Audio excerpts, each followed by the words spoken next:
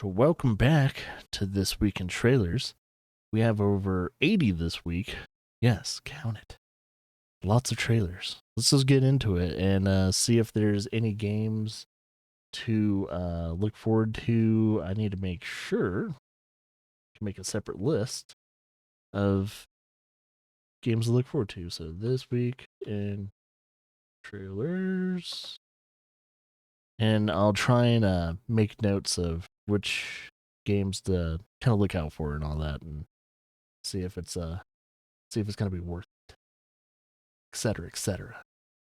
Yeah, see what either has been announced, what's coming out this week, what's been updated, because we'll probably have a couple trailers of games we either play or don't play that might have updates that have trailers for that, and etc. You know the drill. It's been a couple this week in trailers, so I think we can get down and dirty with it now. I'm sure the audio is good. Right. So this game is called Dark Light. It's the official PS5 launch trailer. So this came out this week.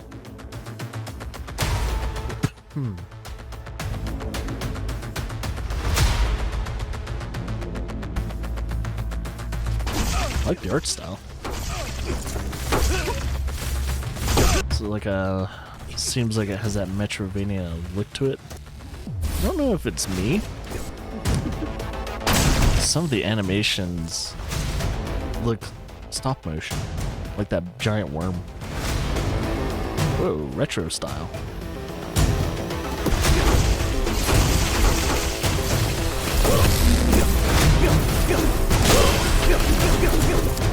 Yeah, it does look stop motion. What? That's weird. It's like it's missing keyframes on purpose. Huh, I might have to look out for that one. Dark Light, huh? The animations look like stop motion animation. I dig that. That's really cool. Terrifying. I've never been so aware of So this is behind the scenes of Alone in the Dark. Opposite body dysmorphia. I think I'm far more handsome, and then I see myself in the mirror and I'm like, God damn. So yeah, it's annoying to see them render it so accurately. Detective, I was wondering when you were going to show up. Pardon me, excuse me. My name is Edward Carnby, private investigator.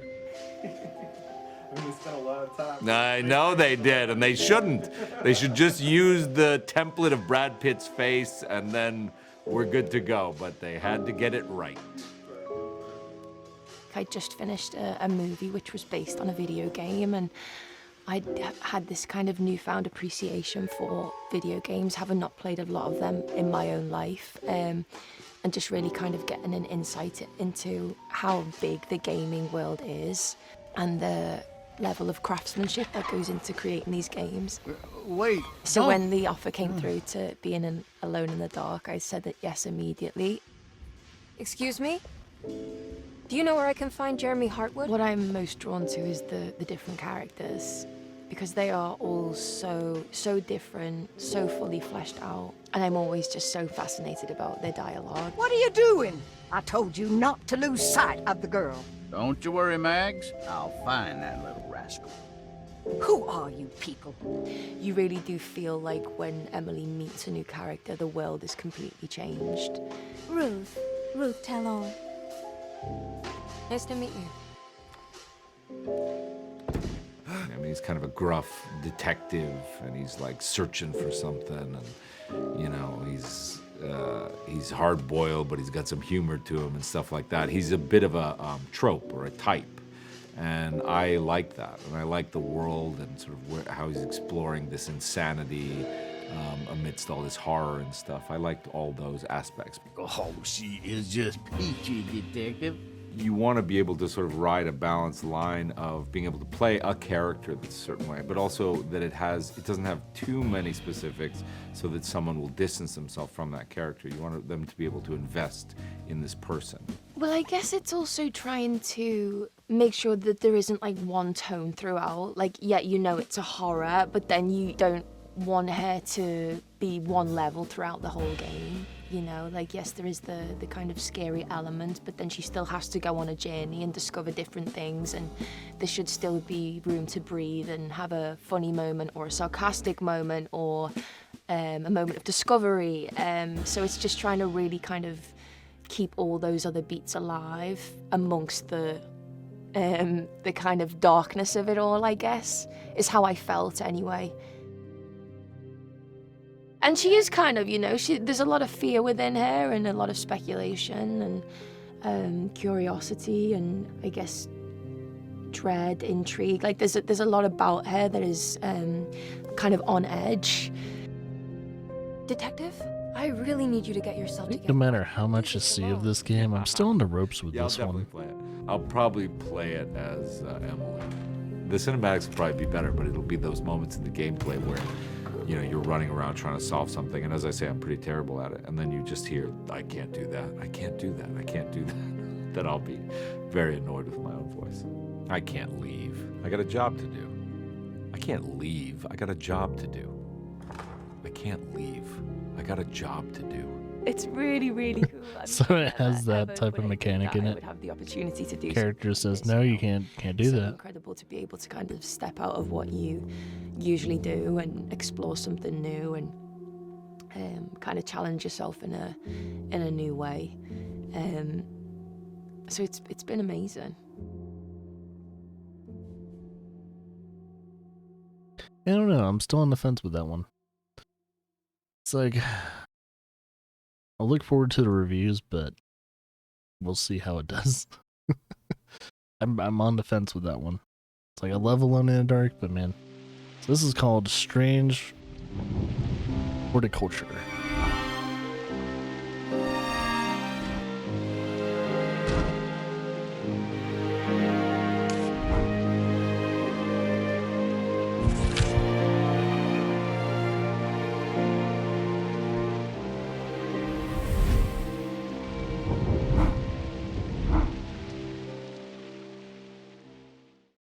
Oh, it's a mobile game. Okay, well, that's a pass. This is Toho Danmaku Kagura Fantasia Lost. That's the name.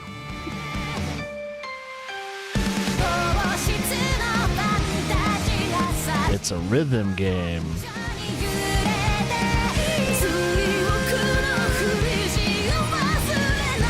It's a rhythm game with a story.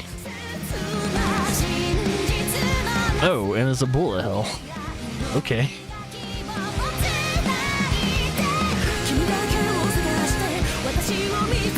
It's a bullet hell rhythm game anime story.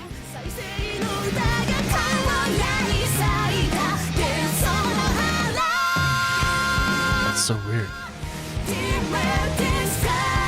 It's a weird combination. I like both genres. Bullet hell and rhythm games.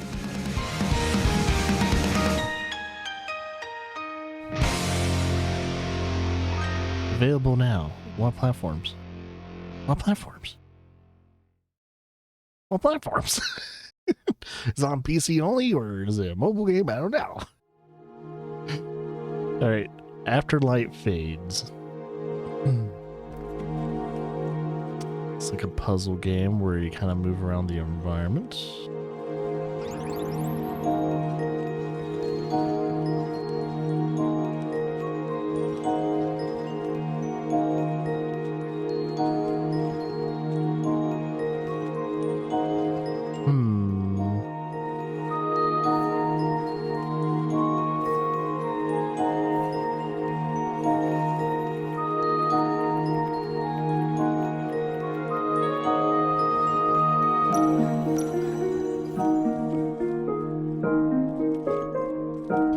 So if you're into environmental puzzle, specifically isometric environmental puzzle, this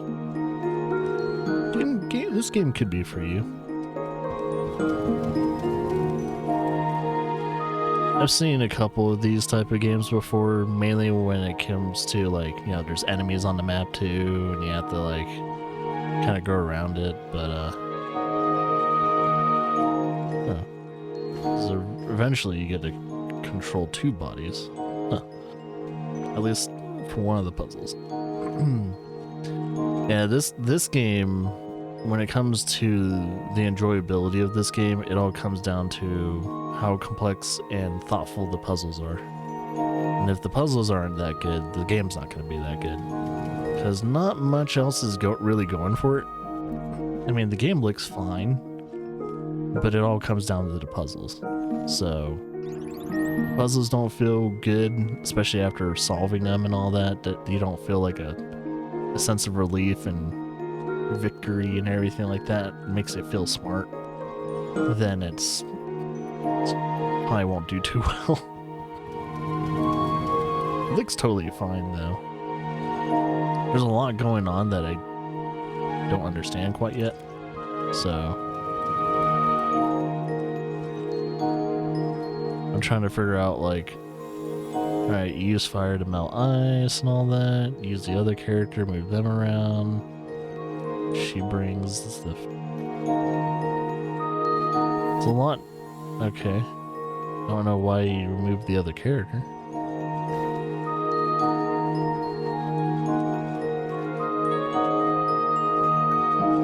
Is that a fire pot? Oh, it's like a bomb. Okay.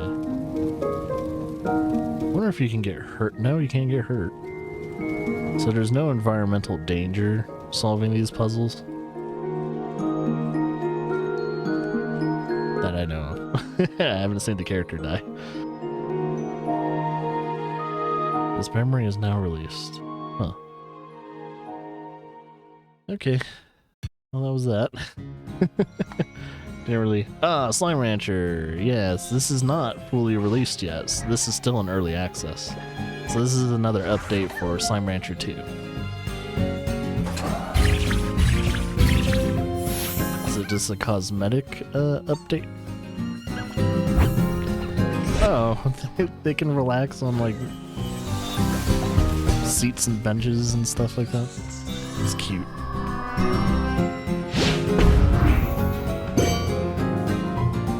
You can build cannons.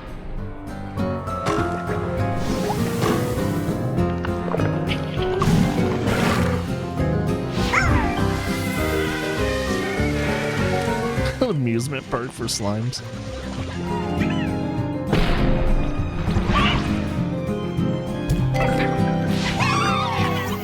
Chimes and all that too. Yeah, just a fun little update. Yeah, from what I know, they haven't finished the game yet. I don't know if it's finished on PC, but it's definitely not finished on consoles yet. They still consider it early access on consoles. Yeah, version 0.4.0. That means it's not fully released yet. It's not 1.0 version. Still looks good though. I still need to finish my playthrough of... You must be able to defend yourself. Slime Rancher. Defend myself against Genotype. That is the name of the game. It's a VR game. Oh, that was weird. They have organic weapons.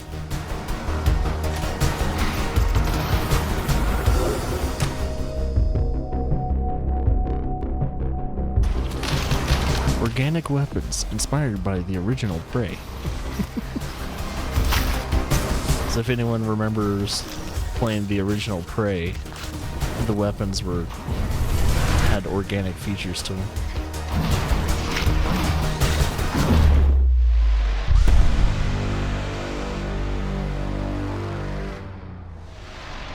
Huge combat update. Oh, so has this game been out, but they just updated the combat?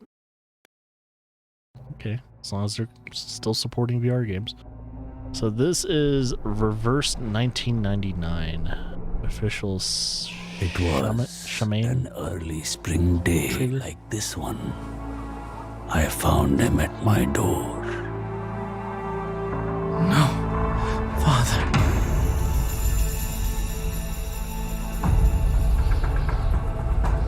At first, he was reticent as the mountain rocks, silently begging for strength. but they would not answer to an unready soul.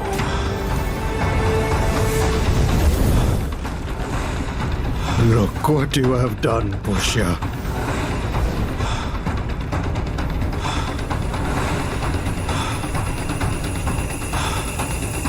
Is it a India or Hindu inspired story? Into the abyss.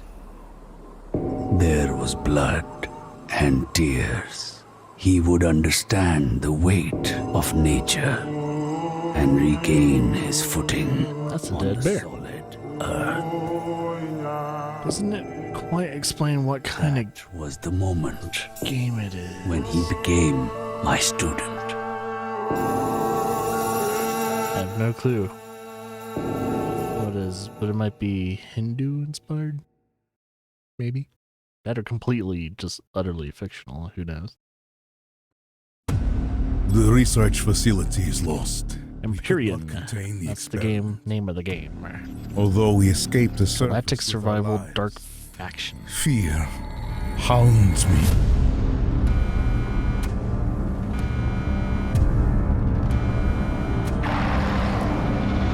The planet's Interesting art atmosphere has style. changed. What is this corruption?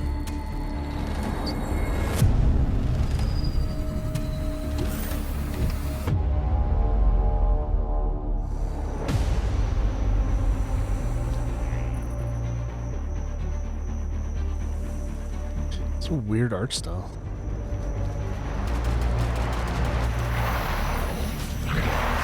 It's like it's in the middle of, I don't know if it's on purpose, like slightly old school, a little bit of minimalism in certain things. What have we unleashed? The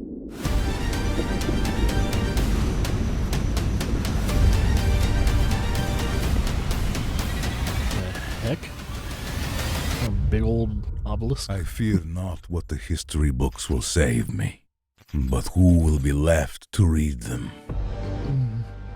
Don't know about that one. Galactic Survival. So it's a survival game with space exploration. Go from planet side to space side and all that, maybe. I have to see actual, like, full-on gameplay for that. Like, good old 10 minutes of gameplay of it. See if it's good. Spearmaster. This is an official Nintendo Switch trailer for it.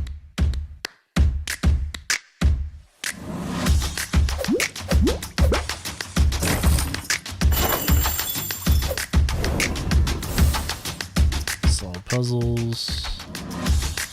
You have vendors. Oh, looks like just multiplayer.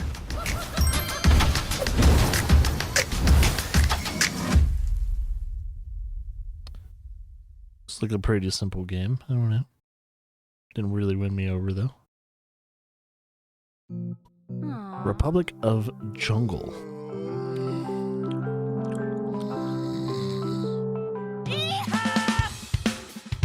Is it a party game?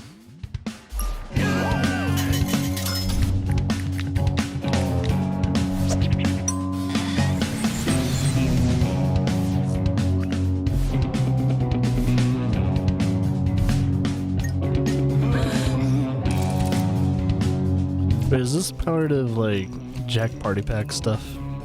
That is like a kind of like a new IP kind of thing.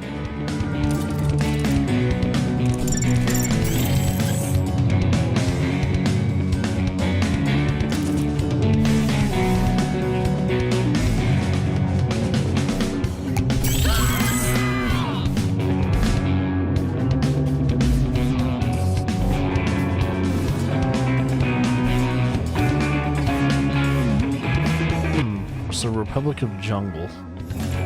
So it's like a political, man, it's kind of like a political, like, Among Us kind of game. But fabled. This is called Rotwood. I like the art style. Art style's pretty cool. It's like an isometric action game, but the camera's a little bit to the side. It's still high up, but the camera's... Oh, okay, there you go. There's a little bit more isometric view to it. think in combat though it's more 2D. It's a 2D, 3D game. Combat looks solid. Art style's nice and clean. Animations look good.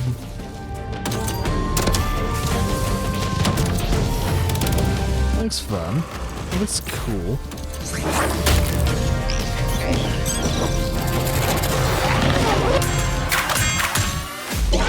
There's always an evil tree. Rotwood, huh? Looks pretty cool.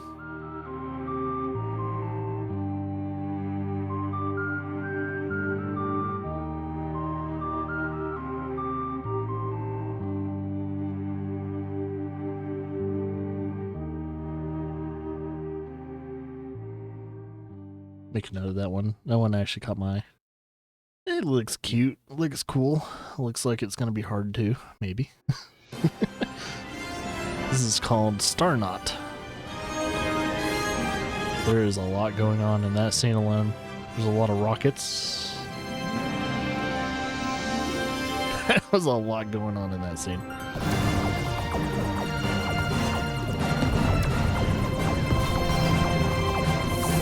What is going on?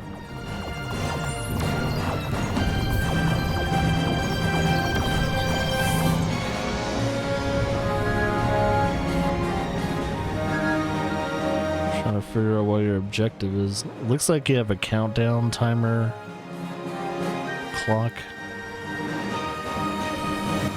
It's like there's some type of resource system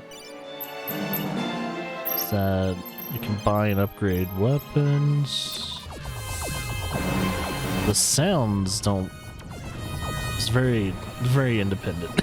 It's a very probably a small budget game, very small team, or it's a one-person project.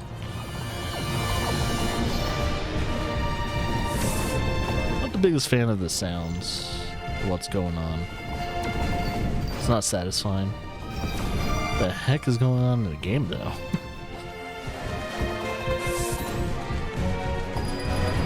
It's like everything is lost color except for those like floating jellyfish things.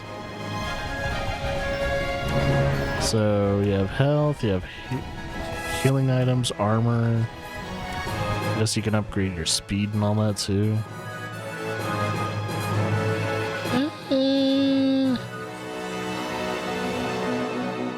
I don't know about that game. Sure they worked hard on it though. But yeah, I'll pass for now. Beat Slayer. Scratch your paint job, you bastard! I hate Detroit again. Another isometric game. Yeah! No! Stay on beat. Just stay on beat. So it's a rhythm isometric action game? There's been a lot of these games so far. Like just rhythm action games. Let's practice. Interesting. And man, it's a totally different art style on some of those.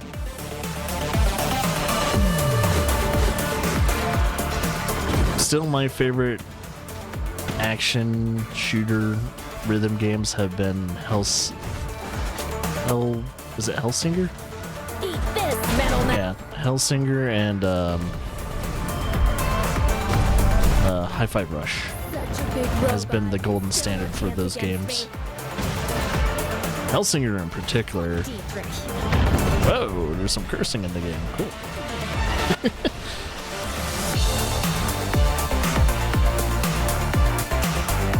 Demos out and everything.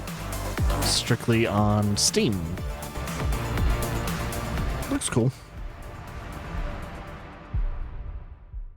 Yeah, if you're into like rhythm action games, this will probably be another one on your list. A little to the left. Oh yes, I've seen people play this game before, and it looks very satisfying. If you have like OCD or something like that, A Little to the Left is coming to Xbox This game and PlayStation. satiates Join in your on the fun with this organizational puzzle organization. Yes, it's an organization game. discovering solutions hidden among household objects. Organizational puzzle First game. time ever, A Little to the Left will be playable on mobile devices via Xbox Cloud Gaming with Xbox Game Pass, both with a controller and using touch controls. A Little to the Left has been spruced up and tweaked specifically for each platform. The Cupboards and Drawers DLC has also been prepped and will be available. Kind of like the game Unpacking, which I do plan on playing Unpacking. I'll probably play this game. 15th. No need to bring anything. We'll make sure everything is just a little to the left. Yeah, I think it's already available on Game. Yeah, so available on Game Pass. It came out yesterday, I think, for it. So this is called Dungeonoid 2. Is it? Yeah, Dungeonoid 2 Awakening.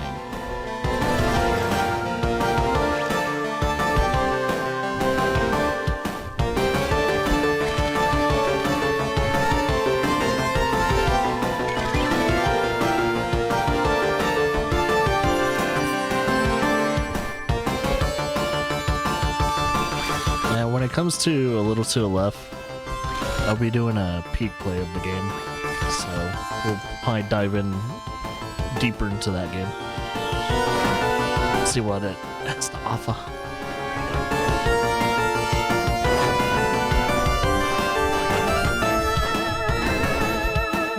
So it's like the egg bouncing kind of game with power-ups and all that.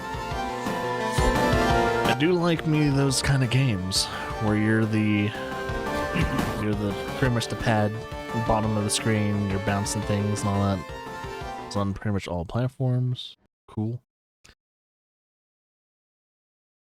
Maybe a fun little game if I ever get it.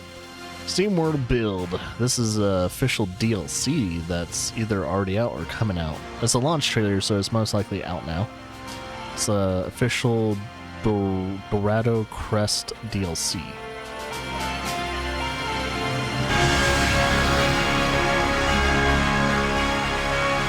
So I'm guessing like a new environment, new challenges and stuff like that to mess with. I still have yet to play that game. Have it on the list though. Demon Slayer. The Demon Slayer core makes its board game debut on Nintendo It's a Switch. board game for Demon Get Slayer? fired up playing with up to 4 players. What? Demon Slayer Kimetsu no Yaiba. Sweep the board. First, select your Demon Slayer character. Wow, even all of the Hashira are here. Start your mission and aim to be the strongest Demon Slayer swordsman on game boards that feature locations like the Suzumi Mansion, Mount Naragumo, and the Mugen Train from the anime Demon Slayer Kimetsu no Yaiba. Roll the dice to advance on the board. It's a very interesting choice for Demon Slayer. A board Climb the game. course ranks by collecting rank points as you work your way to the destination. Different kinds of events occur depending on which space you land on. Shuichi, you're such a good kid. Other Demon Slayer swordsmen can even join your team. Let's give it our all, Tanjiro! Strategize by using items to your advantage and pave the way to victory. Once every player has rolled the dice, it's time to test your skills in the minigames. Compete with each other in all kinds of minigames. So it's Mario Party, but Demon Slayer. Demons appear at night. But don't worry, Nezuko can accompany you too. Band together and use your Joy-Con to face off against the more powerful demons. It's finally time for the results. Who will take the title of the strongest Demon Slayer? Of course you would. Experience the world of Demon Slayer Kimetsu no Yaiba to the fullest by rolling dice to advance on boards with all sorts of surprises and minigames. Demon Slayer Kimetsu no Yaiba, sweep the board! Coming to the Nintendo Switch on April 26th, 2024. Specifically Nintendo Switch. Interesting. That's published by Sega too. That's a weird choice.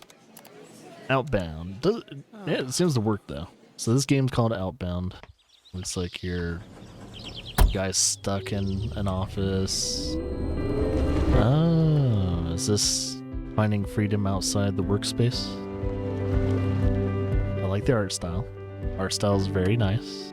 It's very pleasant to look at. Kind of gives me some Firewatch vibes.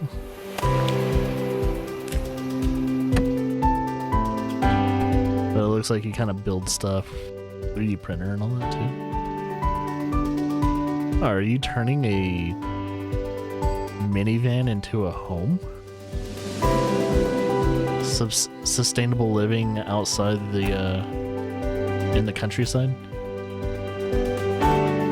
Is that what you're doing?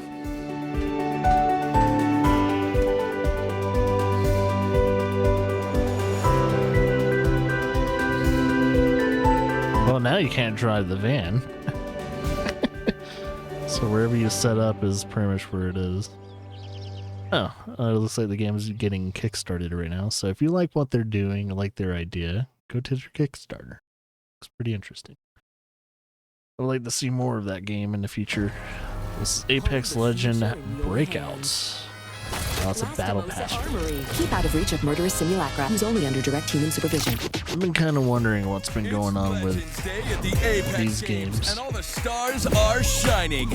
My invite, probably lost in all my fan mail, but I'm here in the flesh as your host with the most. Looks like someone got the party started. Let's get a closer look. Fast, deadly, and it glows. Hey, do you know who their agent is by any chance? Ouch! Good thing I'm up here and not down there. Even though I was definitely invited to this thing. Shot connected. Time to win. Cause that's how it go down. Walking to a party looking like I'm in slow-mo. Light your fuses, fellas. Do you like my new toys? Look who's got some fresh moves. Taught him everything, really. That's just the thing I did. Why are you laughing? No faffing about. Let's bloody do this. But the last time I played And guns. A lot of guns. Apex Legends, when it first came out, and I was like 5 matches in, Multiple KIA. I said, I'm good. It's like, oh, the gameplay is great and everything, Champions. Don't they look stunning? but I'm not a battle royale kind of guy. Or a tailor. Do I have a tailor? I need to get a tailor. I think I even like one of those matches I played with King Blade. So Welcome, That was Dice about- Slingers. this is a long time ago. A deck-building dice roguelike. In Spell Rogue, you play as dice-rolling wizards who use mana dice to cast spells in turn-based combat with powerful foes from a world beyond. Journey through the Deadwoods, the Scorched Desert, and the Void to confront the Voidwalkers and defeat their master, Arcanax. Each spell in your deck requires mana, which you can generate by rolling dice. But each spell also has requirements for what dice values can actually be spent in that particular spell. Some spells might only accept odd values, where others require specific values. Especially strong spells even require 2 identical dice, or can have countdown sockets that must be reduced to 0 by spending multiple dice. But if you don't roll what you need, there's still hope. You've also got plenty of spells to manipulate your dice, to twist fate and find what you need in the most dire situations. In Spell Rogue, you choose between 3 different wizards. Lapis, the Azure Seer. Lapis water magic allows them to re-roll dice with flowing ease, and they can build up icy stacks of Hailstorm to supercharge spells and one-shot enemies. Or if that's not your style, perhaps you'd prefer to poison your foes as you hole up behind a sturdy shield of protective magic. Hazel, the Earthen Mage. The chaos of re-rolling is not for everyone, so Hazel focuses on nurturing dice to larger values with her druidic spells. And of course, you can channel Hazel's hunter instincts to mark enemies for boosted damage through stone magic, beastly claws, or thorny root strikes. Azar, the Cinder Conjurer. Azar specializes in disassembling dice into smaller values and spending them to power up devastating attacks. But you might also choose to dabble in blood magic, drawing on your own life force to generate additional dice at your own risk. In addition to spells, you'll also be able to find magical artifacts and ultimate rituals to augment your combos, open up critical synergies between spells, and aid you in your fight. Oh, and don't forget to upgrade each spell to customize and perfectly balance your build. Eager for more? So it has pretty much everything that's standard in a challenging roguelike. mutators to prove your mastery over the dice, and unlock additional content by completing achievements, milestones, and leveling up each wizard to access new starting loadouts and spells. Join Spellrogue on our early access journey as we continue to add new content, features, and improvements to the game based on your community feedback. Get ready, Dice Slingers, because Arcanax isn't going down without a fight. Steam only, it looks like. Yeah, Ghost Ship Publishing has a couple games under their belt right now. CRKD. Oh, this is the custom controllers, I think. Collectible controllers.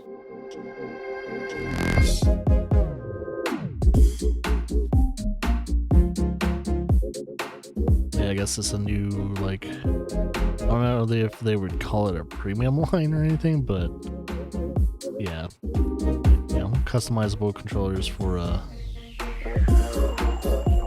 looks like it's definitely Switch, PC, mobile, and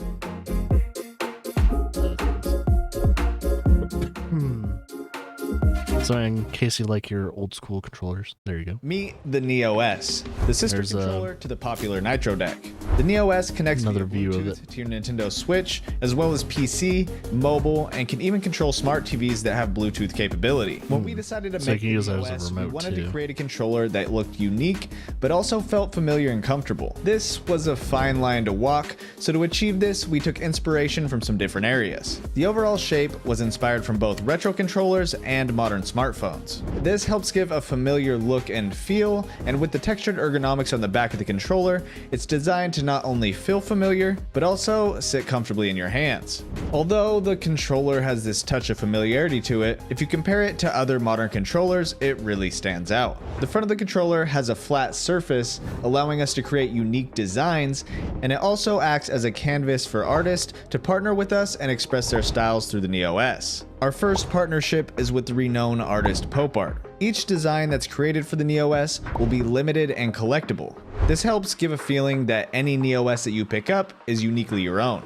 This pairs right into our True Collection system, which allows you to scan your Neo S and see your rarity ranking and what number out of the batch you got. Since the Neo S is a sister controller to the Nitro deck, you'll find many features that are similar to both devices and the same premium build that you've come to expect from cracked products. Quality always comes first for us, so we've implemented Hall effect technology in both the triggers and the thumbsticks of the Neo S. This technology increases the lifespan of your triggers and thumbsticks and also prevents the wearing down that eventually leads to stick drift. On top of the Hall sensor, the stick tops are also replaceable, so you can get the look and feel that you like with your controller. Just like the Nitro deck, the Neo S is compatible with our stick top packs, so if you've already picked up a pack, use it for the PS5. you can use it for both devices. Another familiar feature is that the Neo S allows for motion controls while you're gaming on your Switch. So if you're someone who likes controlling your gameplay by tilting your controller, the Neo S will fit right into your playstyle. Flipping over the controller, you're going to find two programmable back buttons. These can be programmed to a single button input or multiple inputs, so that way you can perform combos with a single button press. They're super easy to program too. You can reprogram them by holding down the program button on the back of your controller for 3 seconds until the home button turns purple. Once it's purple, you simply press the inputs you'd like bound to the back button, and then after that, hit the back button you want those inputs bound to. Okay, so you can set one of the buttons as an A and B. The back buttons if you would prefer them to do nothing. Staying on the topic of customization, the Neo S offers control over your trigger's actuation points, your vibration strength, allows you to turn off the thumbstick's dead zones, and if you want some added speed, you can even set a button of your choosing as a turbo button that will quickly spam when you hold it down. If you take a look at the bottom of the Neo S, you'll see there's a 3.5mm headphone jack. This allows you to get audio while in wired mode on your Switch, so you can game without bothering others. We're launching the Neo S with 9 collectible designs, and they all pair with our True Collection system. So if you're interested, you could scan your Neo into your collection, and in future updates, even reprogram your back buttons from the app. Check out the link in the description if you're interested in pre-ordering. It looks like a solid controller. The Cracked family. Just depends on if you like that type of style, though. Yeah, durability of controllers is a must. So if it's a very durable controller, I have nothing bad to say. So this is Trash of the Titans. Trash. So I guess you play as rats. Interesting concept. Oh, rats against pandas and stuff like that. Rats against rats. I guess it's just maybe a free for all. There's no like, oh, there's skunks too, it looks like.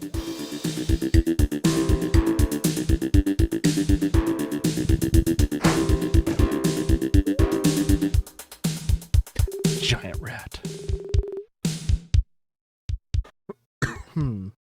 That's an interesting game. It's a turn-based strategy with rats, skunks, raccoons, giant rats. Cavern of Dreams. Is that Banjo-Kazooie kind of... Oh, Banjo-Kazooie art style.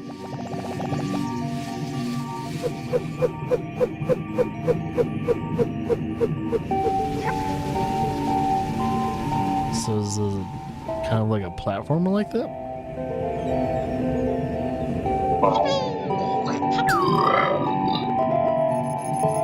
Oh yeah, definitely heavily inspired by those games.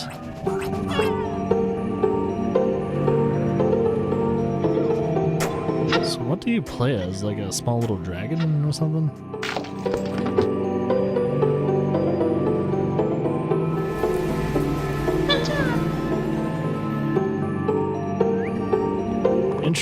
It's always interesting to see current developers take inspiration art style wise and even gameplay wise from games way in the past. Nintendo Switch too. I'll say if you have the Nintendo 64 controller attachment for the Switch, that would be like the perfect marriage. So this game is called Airhead.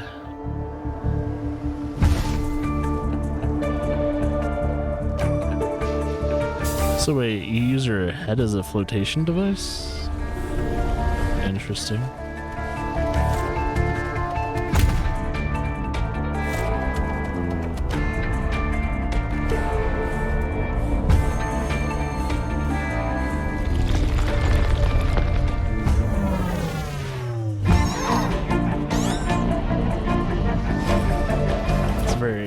Odd game.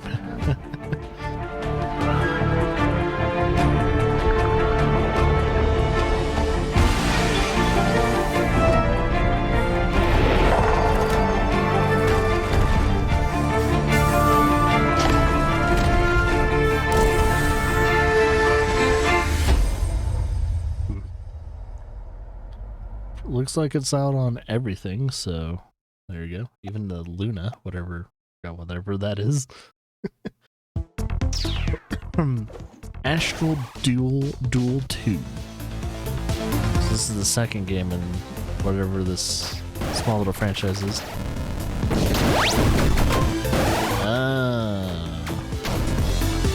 Okay, it's that type of game. Oh, it's not just that kind of game. Oh, your ship gets destroyed and then you go on foot to finish the fight. Interesting. So I'm guessing you can have up to like 4 or so people fight each other. It looks like there's also maybe PvE. Yep. Oh, 6 players. So 6 people free for all.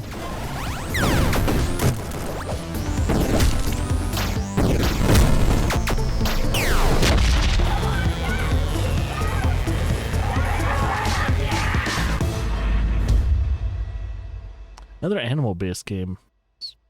Interesting that all these animal-based games are coming out. So that's the second one in the whole series. Splatoon 3 Expansion Pass. So this is what is it called? A side order DLC? I was interested to see like what Splatoon is doing these days. And I guess this is a route they're going.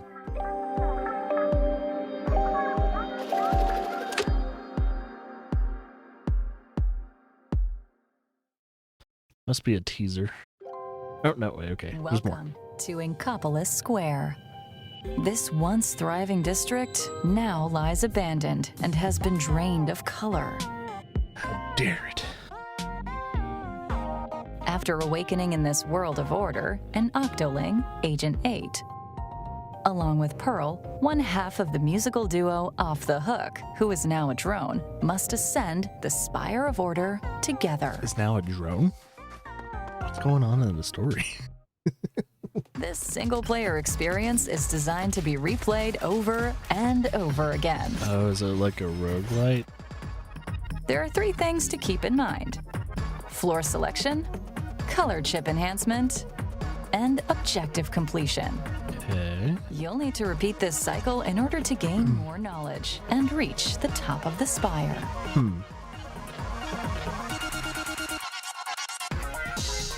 This elevator is the only way to ascend the spire. However, you can only go up 1 floor at a time. On each floor, select one of 3 different objectives to complete. Each objective's difficulty and clear conditions will vary, so choose wisely. Conditions include destroying the portals from which hordes of enemies appear, chasing and defeating enemies, guiding a ball, and more.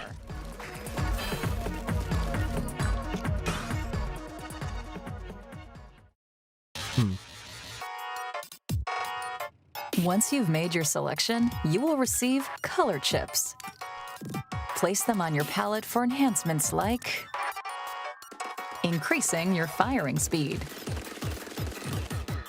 or raising your damage output. By like 2 times.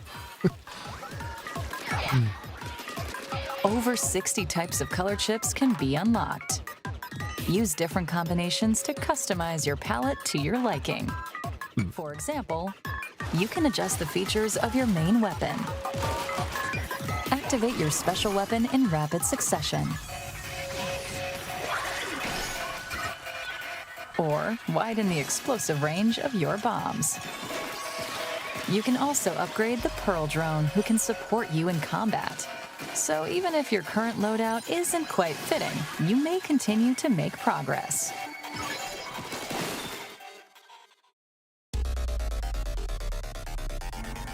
As you ascend the spire, more difficult objectives and enemies will attempt to block your path. Fail to reach the top, and you'll be forced to start over from the very beginning, regardless of your current floor. So it is a roguelite. Additionally, you will forfeit all color chips obtained. Oh. Is there permanent progress though? They will be converted into a currency known as pearls. Use pearls to acquire permanent upgrades before your next run, such as having more lives, reducing damage received, and improving your base abilities, to give you a fighting chance in completing objectives. So there's permanent progression. That's why I like in certain selection, roguelites. Color chip enhancement, objective completion. Repeat this cycle and conquer the spire. Rinse and repeat. So giving a little bit of longevity to in this Splatoon 3. World and the Spire of Order, you must contend with many trials and terrors. And at Journey's end, what awaits you at the top? And it's looking more intense as it goes. Wave 2 of the Splatoon 3 Expansion Pass paid DLC for the Splatoon 3 game launches on the Nintendo Switch system February 22nd. The Splatoon 3 Expansion Pass is available now on Nintendo eShop. Actually a pretty good update for that game. I like me some roguelites. Banishers, Ghosts of New Eden. It's the last trailer. I would. It's the official launch trailer. Again for dying before I do. That's officially out now, too. I think it's doing okay. We end suffering for those who live. We bring closure to those who don't. Banishing his ghost wouldn't have been easy, but it would have been right. Life to the living, death to the dead.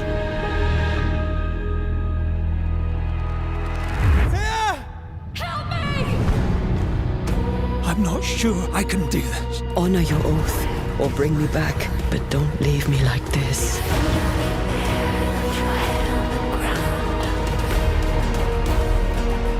Something's there. Something alive. No. It's dangerous.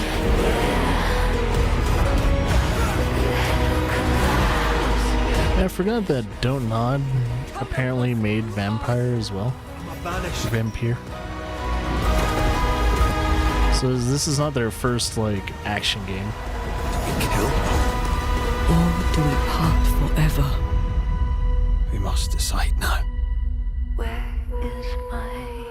Yeah, no clue that, I love you, Red McCraith. Don't Nod had ties to that game when it came to, previously making an action game.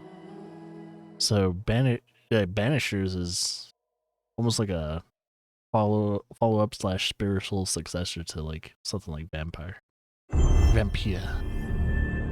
So yeah, I'm looking forward to playing that game though.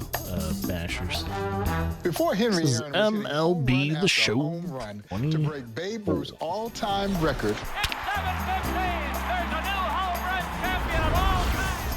He was an 18-year-old kid living out his dream in the Negro Leagues, a league born out of necessity that went on to produce some of the greatest players of all time and become a driving force for change in this country.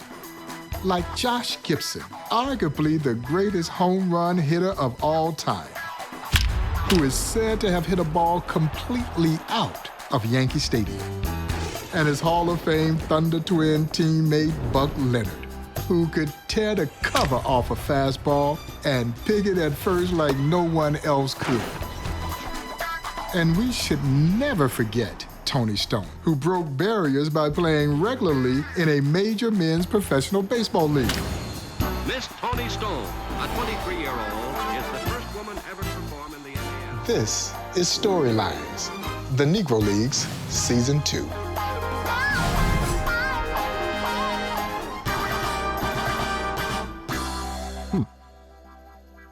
If you're a baseball fan, it might be something to consider. Ultras. Oh yeah, it's this game.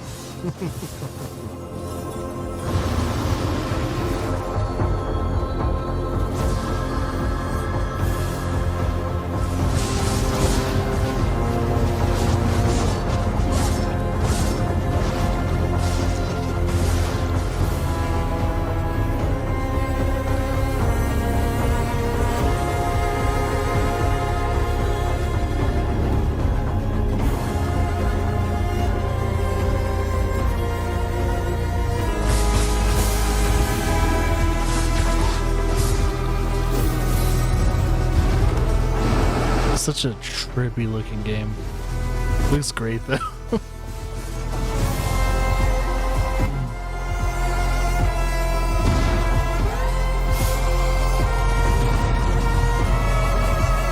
Hopefully the story's easy to follow, and if not, hopefully it's weird enough to where it just keeps you guessing. I don't know. I haven't actually looked up the reviews for that to see how it's doing. I know Banishers is doing okay, but Ultras, you know, coming out the same week and everything like that, it's hard to tell. So this is Spellforce Conquest of Io Demon Scourge official launch trailer. So this came out too.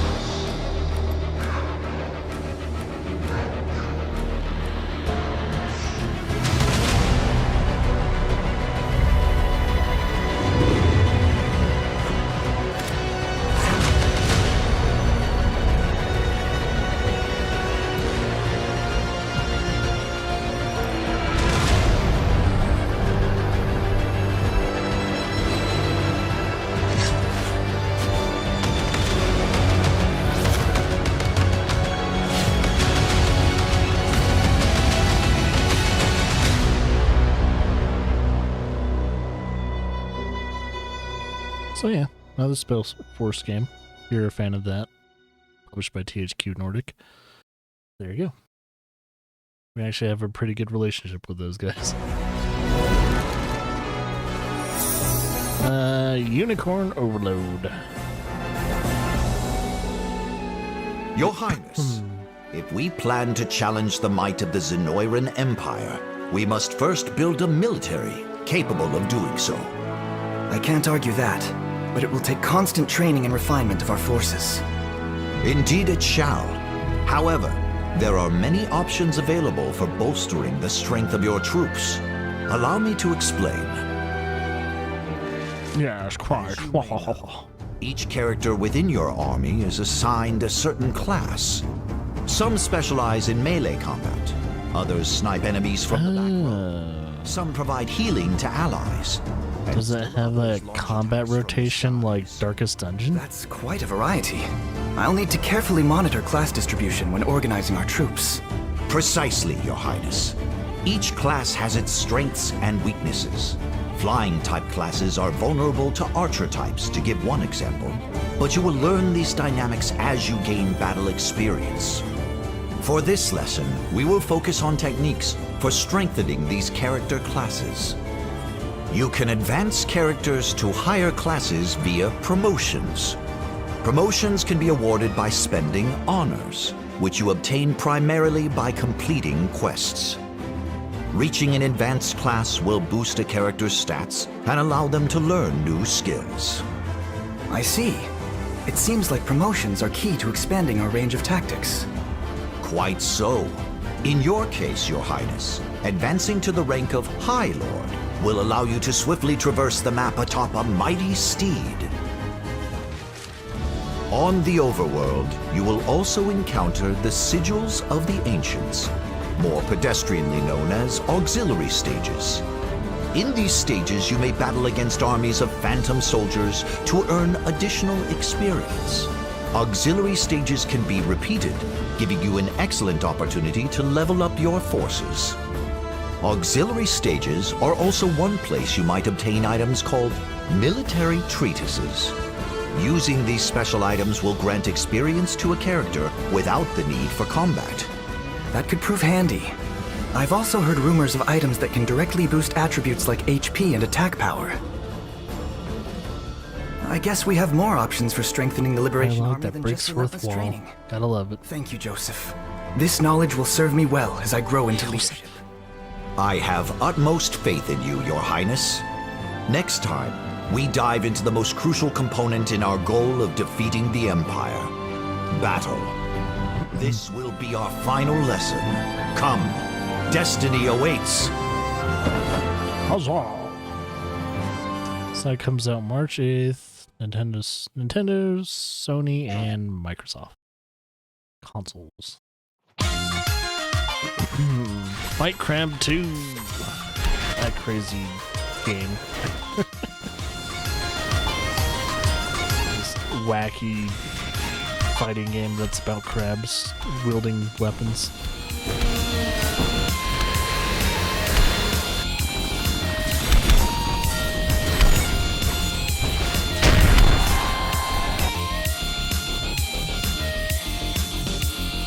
Did the first one have, like, human characters, though?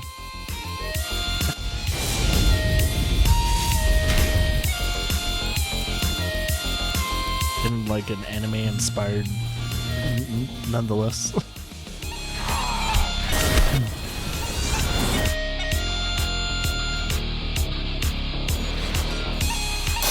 It's like the concept of giant spiders is ridiculous. I mean, crabs.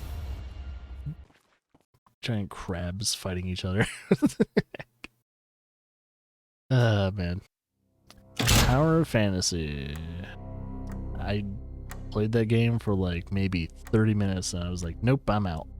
It's not good. Didn't expect you to actually make it here. So I don't recommend this game. Just like you, your security system is a joke. Finally, I don't have to play along with you and act like a happy-go-lucky fool. Blast her now, or it's too late.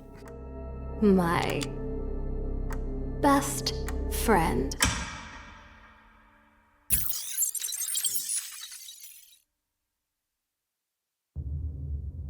Yeah, mainly because it like originally is made for mobile, and I tried playing it on the PS5. You can tell it's like strictly a mobile game. Looks like there are a few guards around, huh? Revy has upgraded the security system. Many of the posts no longer need to be manned. I see. It makes our job easier, I guess. Heirs of Ida are making a comeback. You must treat it lightly. Hey, what's there to be afraid of? Just ask yourself this. Is there anything Revy can't solve? Oh! What's going on? Oh, dude, don't fumble your gun like that. Seriously? What's wrong?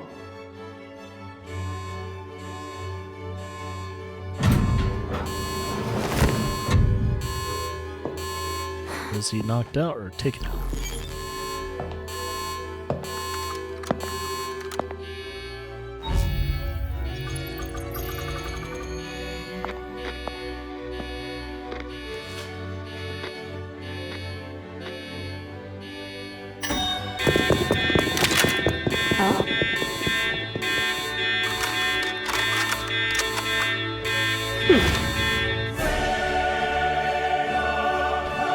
That suit.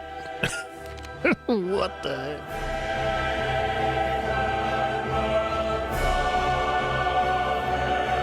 Clearly inspired by Harley Quinn.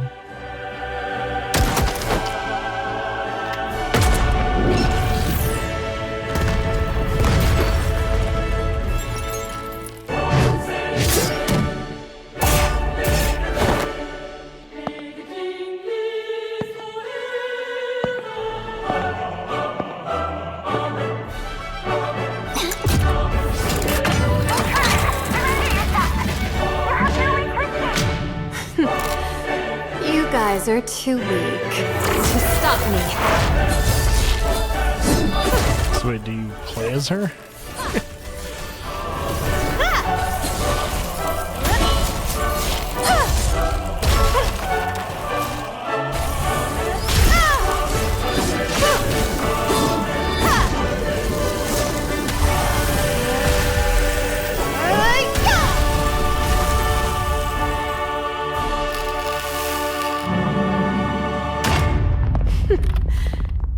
Game over.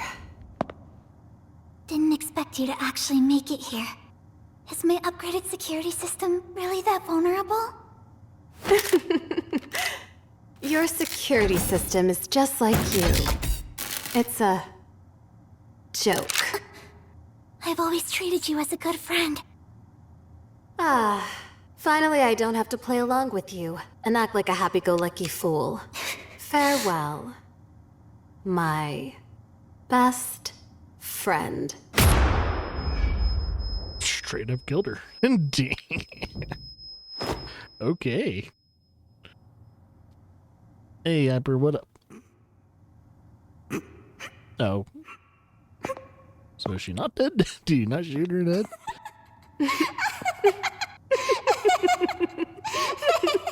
I'm so confused. Alas. Is it like a training exercise?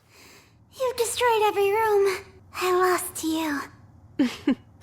It took me some effort. So it was a training exercise? Thanks for your hard work. It's time to go home. Yay, it's over. I'm finally done. My stomach is rumbling. I was kind of hoping for an actual mutiny. Some cupcakes at my office.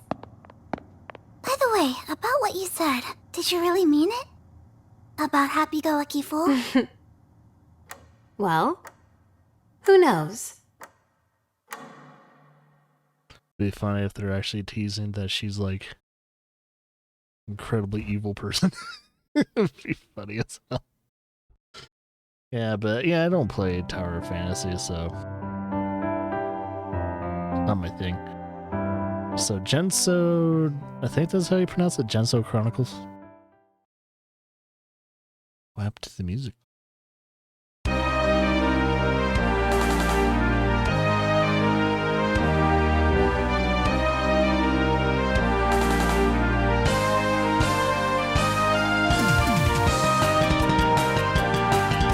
has that kind of fighting style like Earthbound and some of those other older RPG games.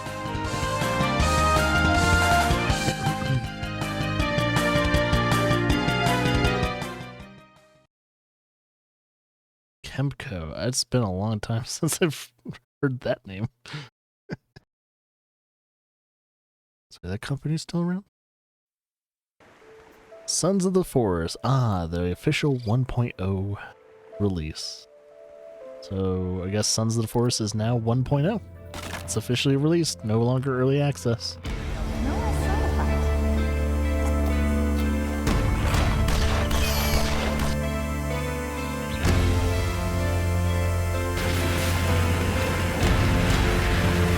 What's going on in this story?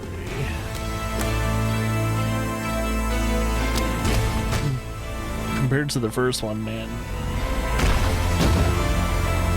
Oh.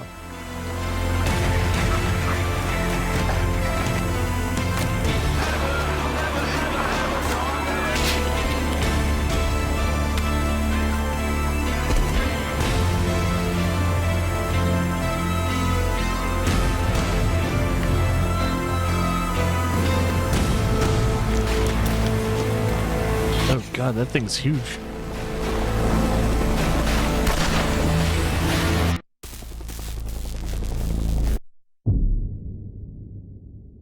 Yeah, so just more nightmare fuel and all that. February 22nd, it's gonna be 1.0. Assumingly. This is called News Tower. Do you believe in justice? The News Tower is for you. With News Tower, you get to run your own newspaper. Lead your employees to make today's paper the news of tomorrow. It's not about the power or the wealth. It's about telling the truth and never allowing others to influence your agenda. Too bad that's not the case in real life. The news needs you. Have you got what it takes? Then make the news your story. Join News Tower today. Yeah, say that to the Washington Post, New York Journal. And what story would you like me to tell today? Play now on Steam. All the newspaper companies and all that news sites are corrupted. Say that. This is like an interesting game though. Floromancer, Seeds and Spells. It's the official gameplay for it.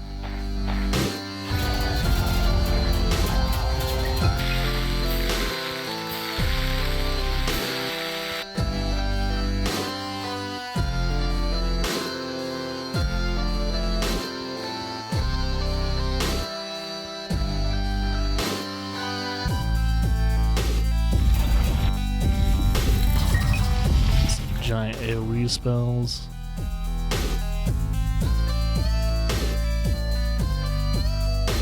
March 5th, 2024. Destiny 2, and I guess Mass Effect collaboration. Ah, man, freaking Destiny. Surprising how big their fan base still is, though, after all the things that's been going on. I mean, I guess if there's anything I would play as is the Asari Commando in Destiny. That seems like it would fit. Play as an Asari Commando. Hell yeah. Those ladies are they're scary. But yeah, I would not play Destiny just for that. When will this game die? Yeah, it's a good question. Oh, apparently Minecraft and Universal Studios has an official launch trailer for their, I guess it's like DLC that you can get, or it might be free. It's probably free. But yeah, apparently Universal Studios is doing stuff with Minecraft.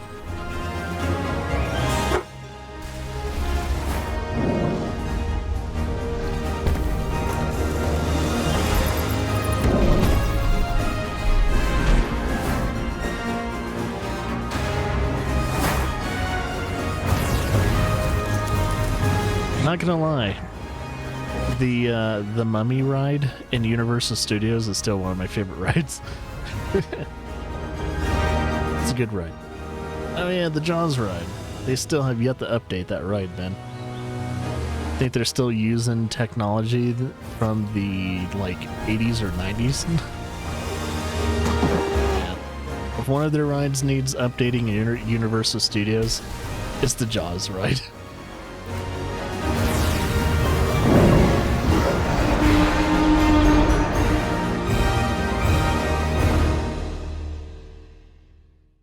When's Mass for getting a trailer?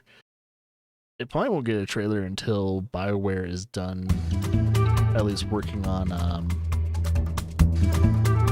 the new Dragon Age game. I think the Dragon Age game is coming out before that. This is another Disney game. It's a Rising Chef game. So this is another Disney product. Oh no, this is a Disney product. The other one's Universal. Oh, that was abrupt. Slam and roll.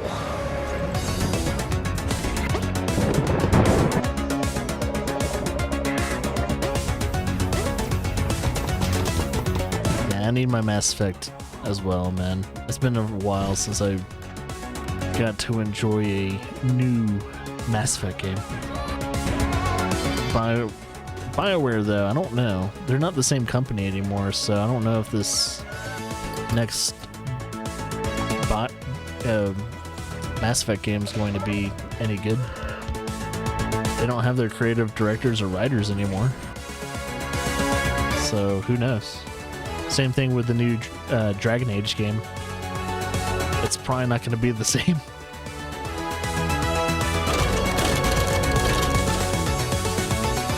So yeah, there we go. So Slam and Roll coming out on everything.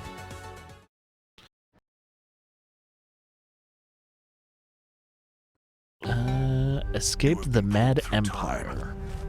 Across multiple dimensions, only to end up in a fallen empire, mad with power. Mad. Face the apocalypse, or should I say, apocalypses. Loot is your lifeline, and a single mistake means death. Pause and execute your next moves instantly. So roguelike, party-based, tactical RPG. There's a lot going on there. You escape the Mad Empire. Looks hard. Looks dope. Looks cool.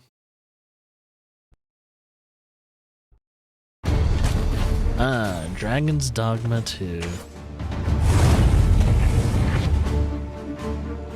Going into Archer.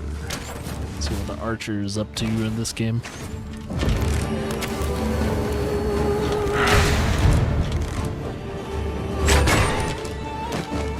Yep, Archer's very important to get those freaking enemies out of the sky.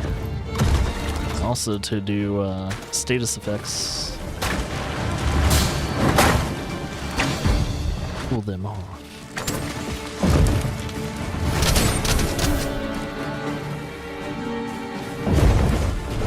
Dragon's Dogma 2 is looking good, but I couldn't get into the first one, man.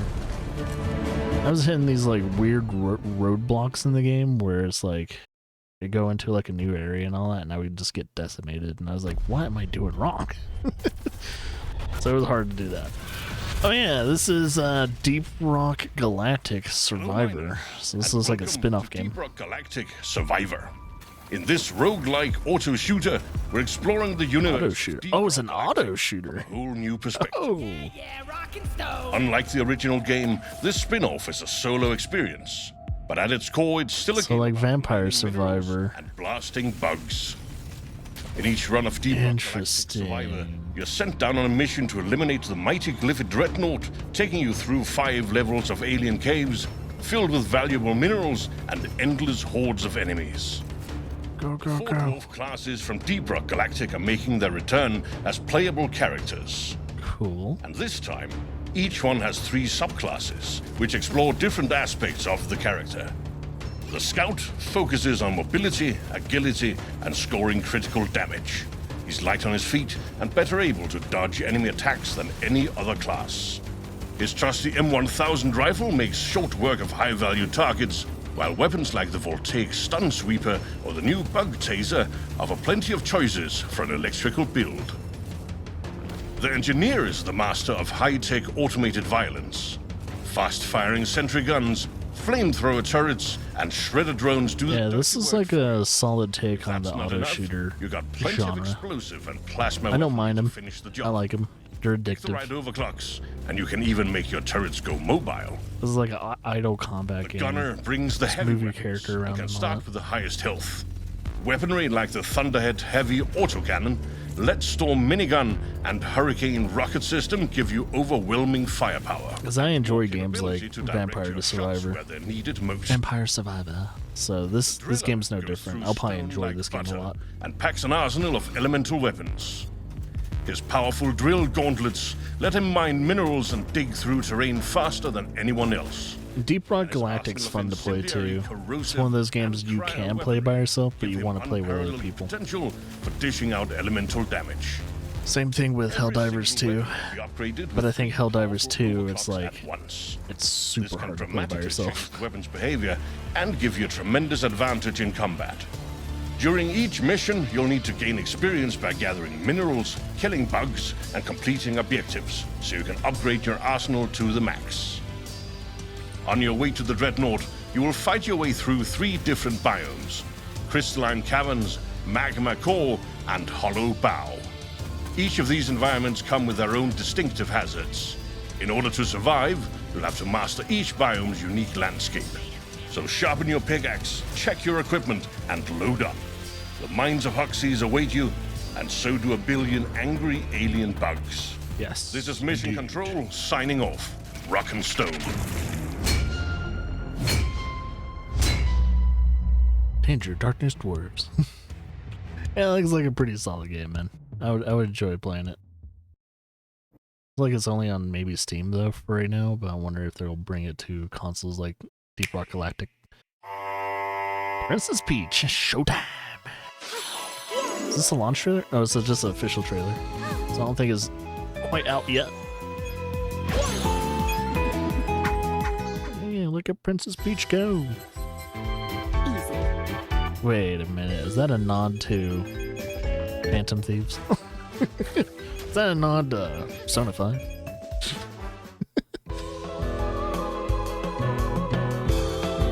Is that a nod to Little Mermaid? There's a lot going on here.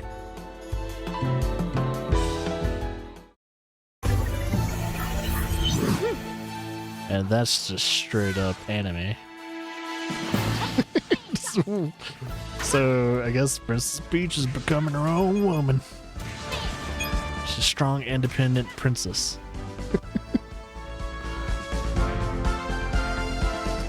She's a martial artist, she's a fencer, she's a ninja. Good God. So this is like a showcase of what Princess Peach is capable of, I guess. That's interesting. Outcast, A New Beginning. So this is the Outcast game. Fast-paced third-person combat game.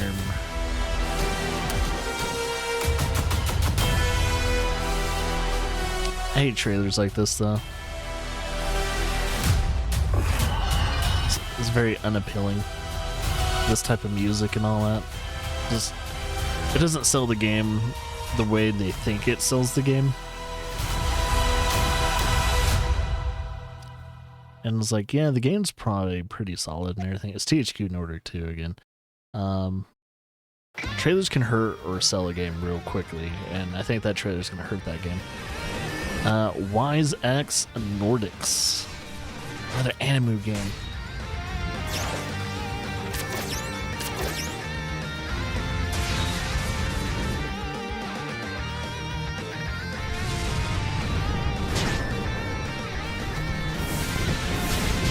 Ship combat? What? Ship combat.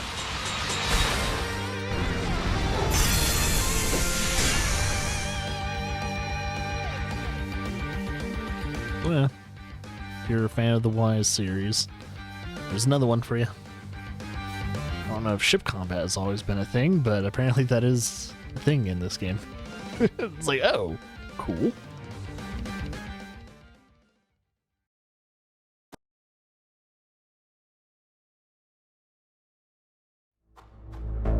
Tomb Raider 1 through 3 remastered. I got the question yesterday from Zombie if I was going to be playing this. I was like, I'm thinking about it.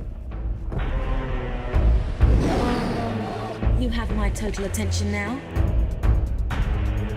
Yeah, these are classics. I've got yours though.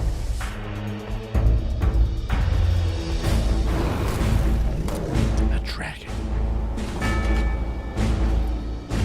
Pew pew pew. Oh, no fighting.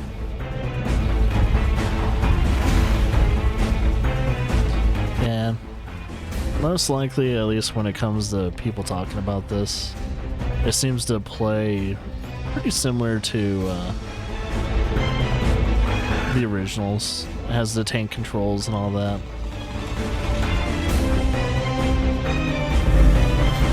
So if you're not a fan of tank controls, you're probably not gonna like the remasters.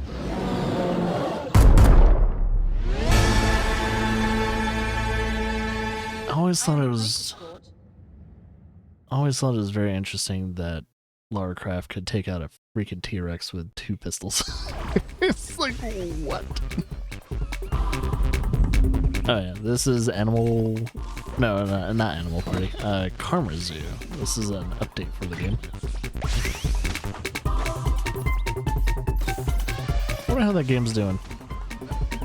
Is it doing right? Is it doing okay?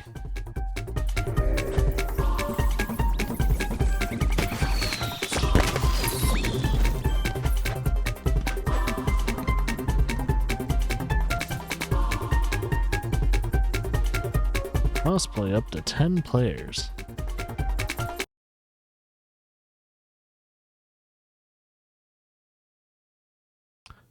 Crown Wars of the Black Prince.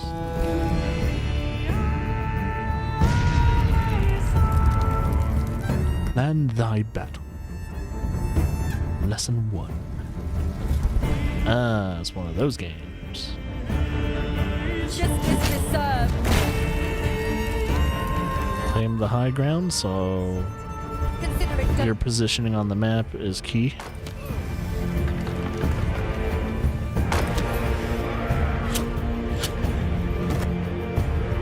This might help. Tame chaos. So map control? Yep, map controls and that positioning of high ground is important.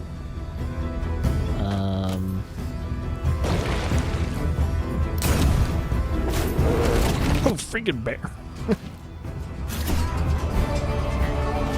Aim for the eyes. And that guy controls a swarm of birds. Cool. So I guess there's like a druid class and all that. It's more somewhat grounded, but yeah. Huh.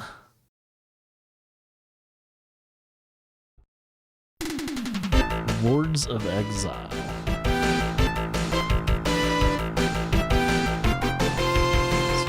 Old school inspired.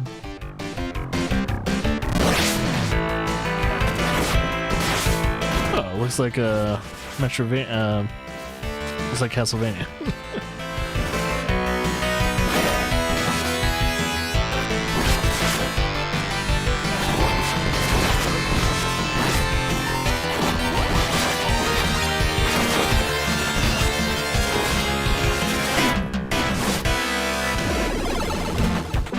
Up to what, 2 playable characters, different type of play styles. So she's almost like kind of Ninja Gaiden. The other guy's like Castlevania.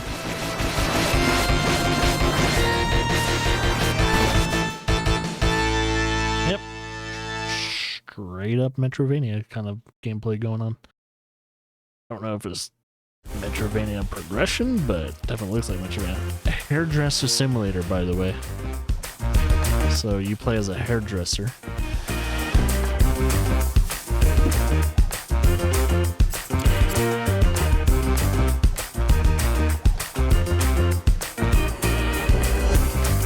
auto cleaners.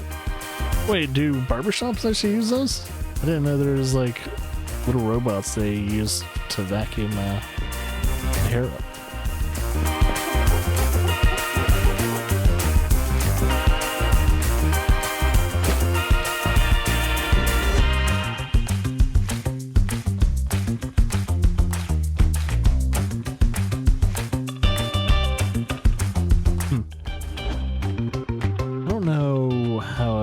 Cutting people's hair though. It's a tall order for me. I mean, look at me.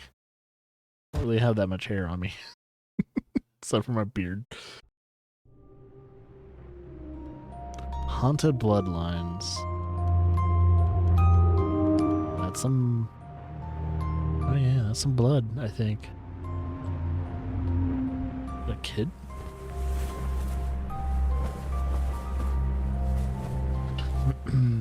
Why are you playing in a... Oh, hell no.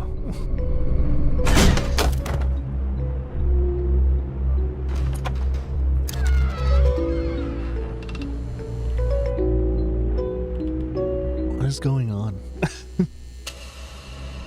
It's a kid playing in a middle of a... Or is it a kid? Oh, did kid witness a suicide in the family?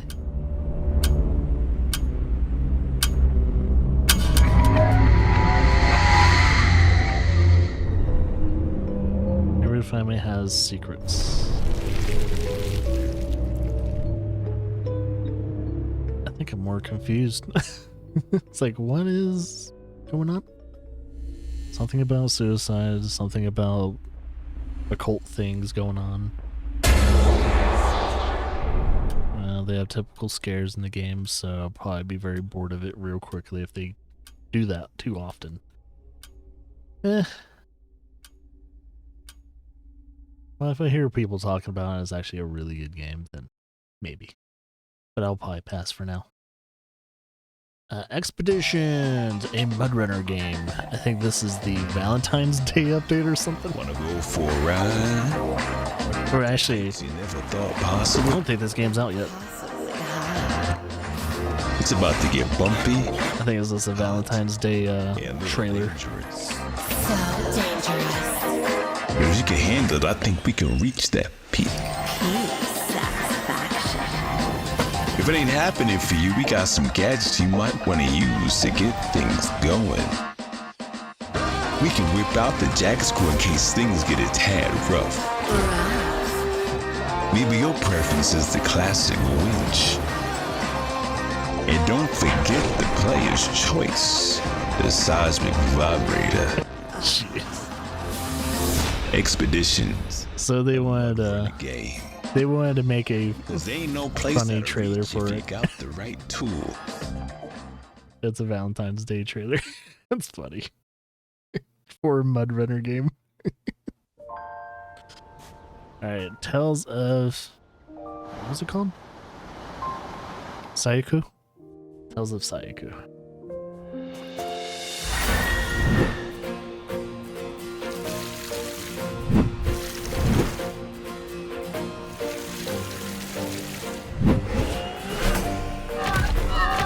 Oh, is it a farming game? But you change into different creatures to help your farm out?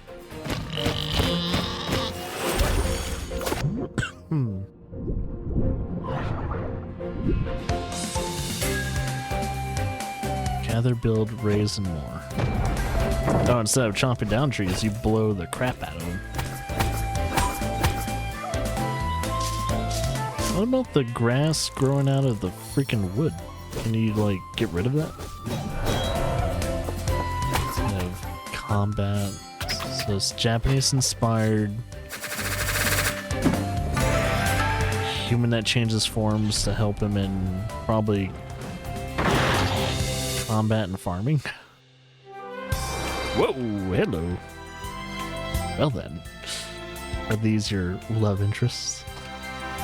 Oh, I think that's a thing. Huh. Now you've got my attention. Oh, there's fishing in the game. So yeah, definitely. So do you turn into like, since this is Japanese based, I'm guessing these are yokai. Well, then you have like gods and goddesses. That's probably some type of fox god. Kitsune.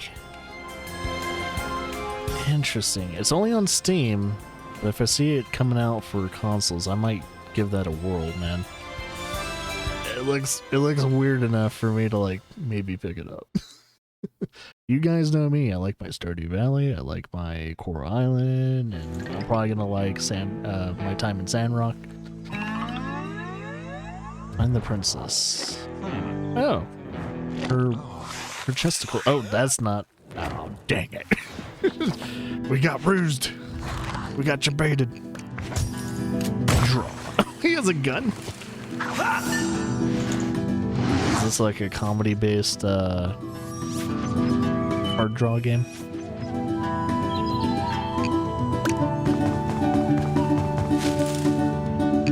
So there's like a weird fog of war system with the foliage. Either you go left or you go right, you go towards the witch, or you go towards the whatever that creature is.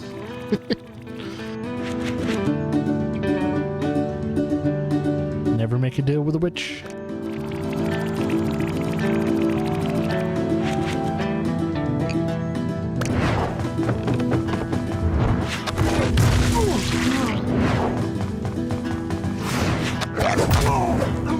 Getting the crap beat out of him.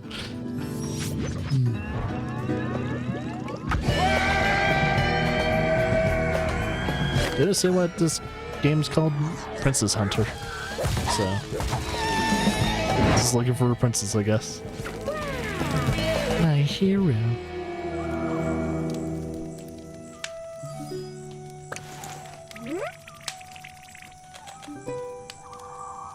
Can you oil my gun?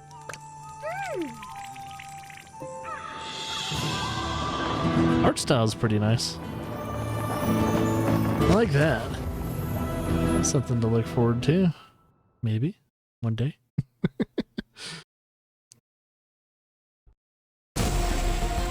Hellbreach, Vegas. What are all you poor people with pistols have an AK? Oh no, it's one of these trailers. Nah. Yes, let's go. Oh, I hate it already. Oh, I'm down. This is not a good way to sell your game. I was alone in a corner with a lot of demons. I'm like, oh my god, I died all of a sudden. I don't know why.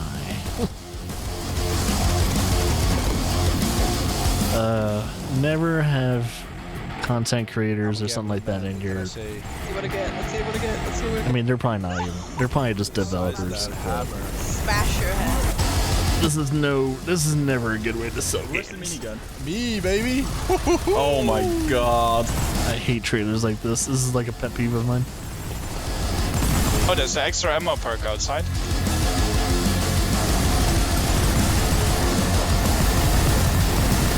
So wait, is this game like Killing Floor? Yes. Seems like it was like Killing Floor. Just doesn't seem as good. Only on Steam.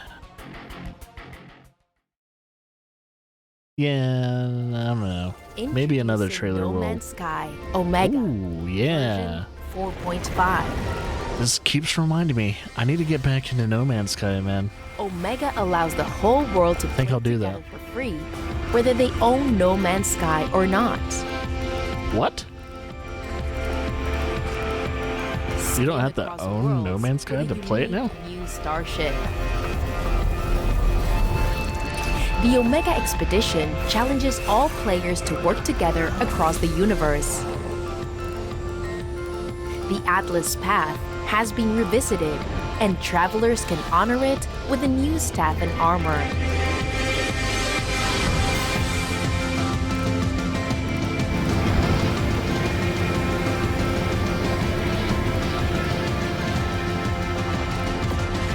only Starfield could do this. Planetary missions are now specific to NPCs' locale, climate, and personality. Defeat pirate freighters in combat and board them to demand control. The new expedition system allows players to bring provisions with them and return with rewards. Yeah, I think I need to bring back No Man's Sky on the channel. Continues. I should probably just make a No Man's Sky channel on Discord as well. Because I have a feeling until their next game comes out, I'll be probably playing No Man's Sky on and off stream for quite some time too. So we've put in so many hours in No Man's Sky, but I'll probably make a new character. Welcome to Nightingale, an open-world survival crafting game set in the magical Fey realms. After Earth is struck by catastrophic events, you find yourself lost in a world of enchantment and wonder, armed only with your wits. A whole new world. Your goal is to become a what's this game realm called? walker. Oh, Nightingale, yeah. And through determination and tenacity, forge a life across the arcane and deadly realms.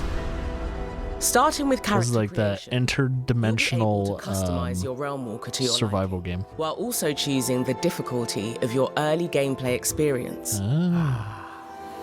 We made it. I bid you welcome to the Feywilds. Stepping into the realms, you'll find them rich. I was getting this and Enshrouded but knowing mixed what to up gather for some and how reason. to utilize it is key. It's fishing in a game. The need for safety and security will become paramount. States. A basic shelter is just the beginning.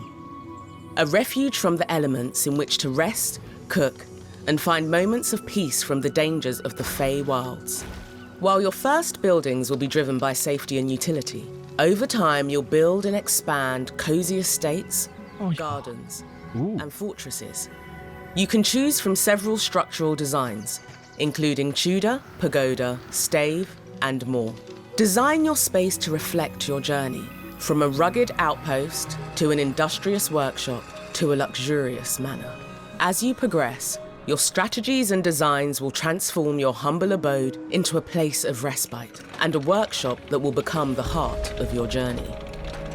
Notice how she didn't say Goes respite. beyond basic survival gear, Respite. enabling you to create specialized items and equipment tailored to your playstyle and activities.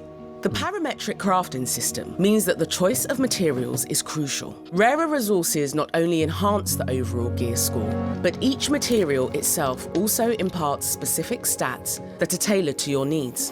For example, so a deep crafting utilizing system. harpy meat, leather, and Harpies? bones in your food, gear, and weapons bestows extra speed and stealth bonuses. This is beneficial for those who specialize in stealth attacks or need an agility boost while navigating the realms.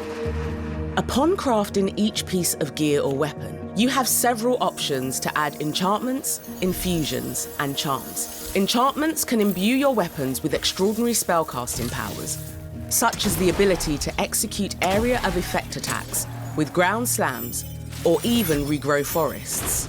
Charms and infusions, meanwhile, offer more passive benefits. When sewn into your gear, they enhance various aspects of your abilities, like boosting your efficiency in harvesting. As your gear score increases, you gain the capacity to face deadlier adversaries, unlocking access to even rarer rewards and resources. So a giant that uses magic. Interesting. Adaptability is key in Nightingale's combat. Quickly switching gear lets you effectively respond to diverse scenarios. Glide into a danger zone with your umbrella, then seamlessly transition to a two-handed weapon for powerful strikes. Block and shove to create opportunities for counterattacks. Combat. When distance is needed, Combat doesn't seem too bad. switch to a pistol allows for a quick retreat, enabling longer range damage. As you enchant your weapons with freshly applied Shotguns, spells, axes, you'll discover new pistols. ways to control the encounters you face. Oh, you can Flaming weapons to inflict a substantial damage bonus. coat your weapon. Bramble walls for defense against hordes of enemies. And of course, healing. If you're feeling overrun, take to the skies for a chance to regroup. At the heart of Nightingale's Poppins, open world y'all. experience are realm cards, the keys to the Fey realms. Whether you're fully equipped and in search of rare resources beyond your starting realm, or you're ready to pursue a realm-spanning quest, It's time to delve into new worlds using realm cards you've discovered or crafted. I think they're With 3 types of procedurally cards, generated too. Biome, Major, and Minor. You can tailor realms to your liking. Biome cards, such as Forest, Desert, and Swamp, set your realm's environment. Paired with one of the major cards, such as Herbarium, Gloom, or Hunt, to define the realm's theme, creatures, encounters, and merchants. Minor cards provide additional customization, enabling you to influence various aspects of the game. These include enhancing player stats, such as increasing strength and carrying capacity, improving item rewards like the loot found in chests, altering weather and skies, boosting resource yields and garden growth speeds, and even manipulating gravity. Use them at realmic transmuters to magically alter the realm you are in. The combination of all 3 together creates endless variations. As an example, the Hunt Swamp card combination offers a greater challenge as creatures become more aggressive and territorial. This is also one of the few places where you will encounter the formidable Humberbar. By using the Anomaly Minor card while in the Hunt Swamp, you will be granted unparalleled movement, allowing you to leap effortlessly across the realm and offering a new way to approach taken on Humberbar from above. In some realm combinations, you'll discover characters such as Victor Frankenstein and Nellie Bly, who not only add narrative layers, but also guide you on critical missions. All realm cards can be obtained in-game, either crafted by players or found during their explorations. Throughout early access, we will continuously add more varieties of each card type, ensuring an ever-expanding universe of possibilities and discoveries. In the vastness of Nightingale, getting a helping hand can be incredibly important. Whether you're playing solo or with friends, everyone can recruit a helper, a sidekick who will fight alongside you, revive you when you fall in battle, harvest resources, and assist in building your estate. As you level up your gear, make sure you're doing the same for your helper. The more powerful they are, the more so they're an NPC? they will be. And for those that want to play with others, form parties of up to 6 players to journey together into the unknown. 6-player Trade resources max. with other realm walkers, or collaborate to build massive communal estates. Once you reach the late game, you'll reach the Watch, a distant haven and Nightingale's social hub. Here, players can meet, plan adventures, pick up quests, or jump into challenging dungeons designed for group play. As February 20th approaches, the world of Nightingale awaits you. Shape your journey and take your place in a world brimming with magic and mystery. Join us in the Fey Realms and become the Realm Walker you are destined to be. It's looking pretty solid.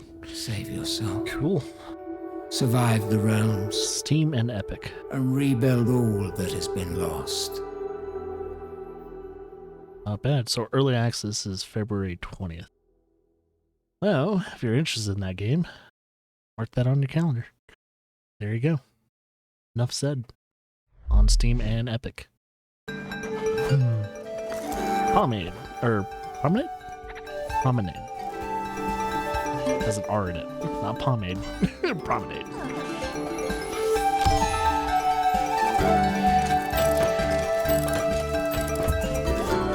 I think this game...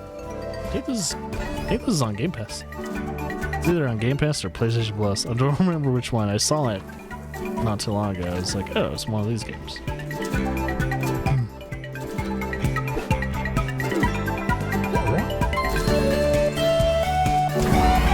It's like a somewhat wholesome game with nightmare scenarios.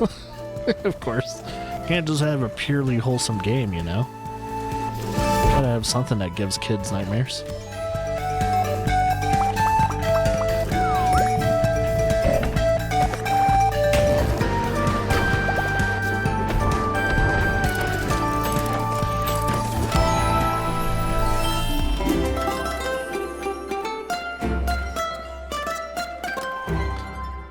maybe not. Maybe it's just available on those systems. Swore I thought I was able to play it for free though. But yeah, it's out now. So if that game's interesting to you, then you can go right ahead. Small Land, Survive the Wild. Oh yeah, it's kind of like almost the same vein as what do you call that game? That's owned by Microsoft. Oh, I totally forgot the game. Honey, I Shrunk the Kids. Yeah, but this is a survival game that's, I guess you're kind of like in a Fey realm kind of scenario going on. This is more, of course, fantasy based and kids getting shrunken down, and I get to ride scorpions, grasshoppers, lizards.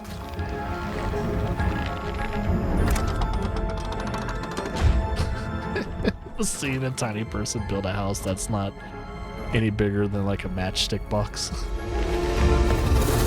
Ooh, snakes. Oh god, no, spiders. Nope, I'm out. I'm out when there's giant spiders. Technically just normal sized spiders, but in your case.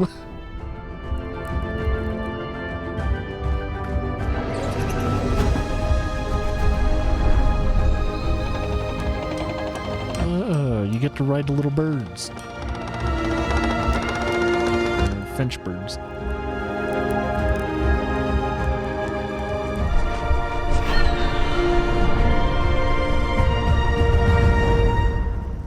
Looks like a cool game. It's gonna be out pretty much on everything except for Switch.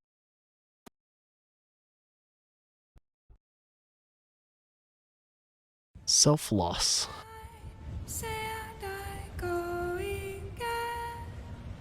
Goodwin Games. Goodwin.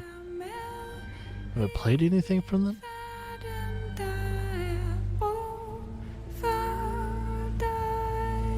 I thought I was a kid for a second, but it was like, no, it's an old man.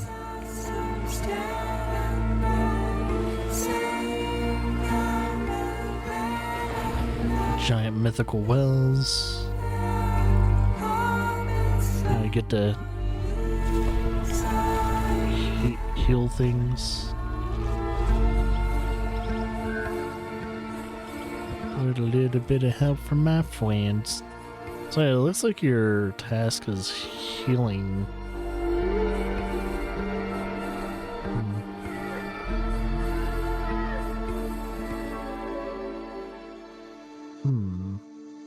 Specifically on Steam.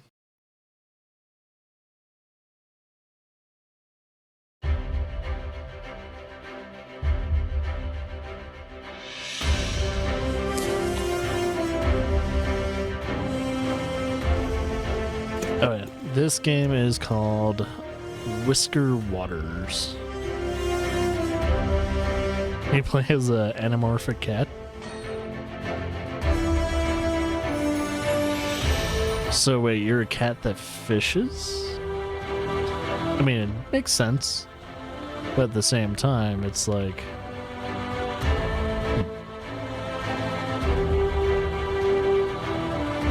You run a tavern too?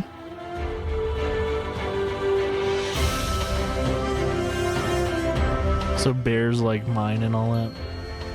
Gather rare sources.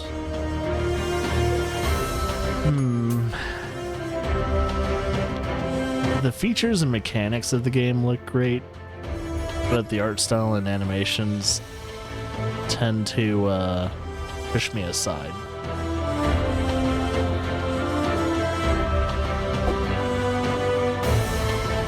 Yeah, like the, I don't know, the way things look, mainly the characters. Not a fan of the art style. But as I said, the features and mechanics of the game look like it's right up my alley. Out for everything except for Xbox. So no Xbox love. So this is Morbid, Lords of Ire. Driver. What news from Rhymeho? Oh yeah, this is the game that has a narrator that I'm not too keen on. You must traverse the land of Ire and defeat the servants of the devious deity. We have won the battle. The game looks alright, but man, the trailers don't sell this game. Just begun. The game looks alright, but man, that narrator. I love the creature designs and all that too. Yeah, you guys know me. I like my, horror, morbid art styles.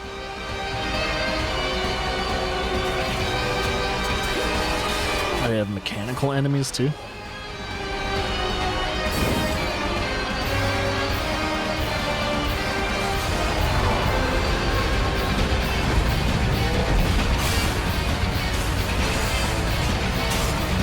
And instead of having the guy narrate, just show the gameplay. This is selling the game a little bit better.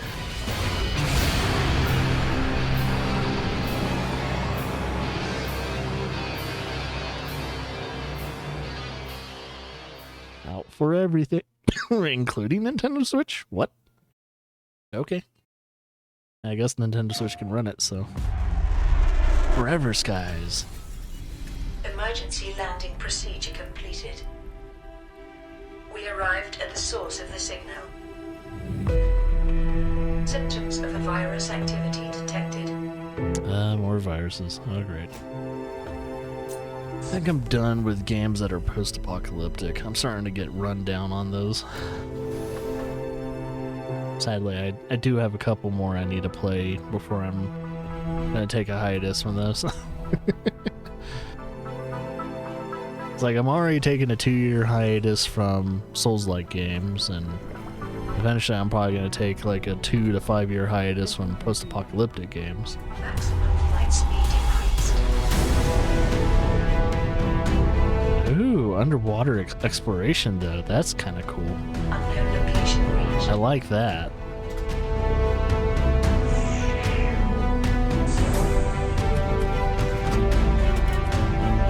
The underwater exploration, it legitimately looks like you're in the sea, so that's pretty cool.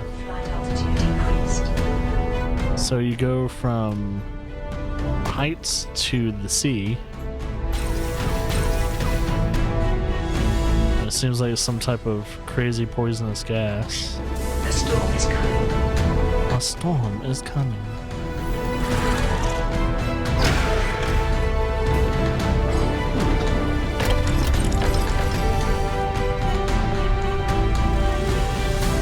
A solid game.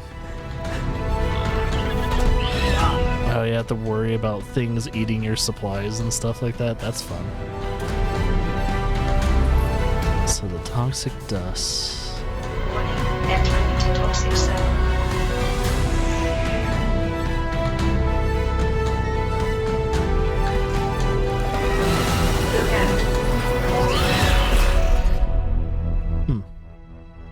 Looks solid as hell. I might keep an eye on it. But man, mentally I'm slowly getting done with these post-apocalyptic games. So this is Perennial Portal. On behalf of everyone at Sodesco and Guardian Fiend Games, we're excited to share a few details about the crossplay support in Perennial Portal, as well as a sneak peek at some gameplay mechanics and the horrifying experience that awaits in this matron-infested dark world. You have what it takes to outlast the trials ahead. Upon launching Perennial Order, you'll find yourself at the homepage per main menu of the game. At this point, you can choose between 2 game modes: single player or the 2-player mode known as Bonded Journey. Local or online. Choosing Bonded Journey will lead you to a new screen where you can decide between online or local co-op play. In online mode, you can opt to either create or join the session. With the cross-platform play support, we can invite players from different platforms such as PC, Xbox Series X and S, and PS5, by providing them with a lobby code on the create Let's see how far we're in. Your friend the trailers. enter the code to join the session and ensure 68 out of 80. players. We're almost Once done. your companion has entered the region and lobby code on the join session screen, they can hit connect and embark on the journey with you through the nature-infested land, battling against the botanical terrors that work within.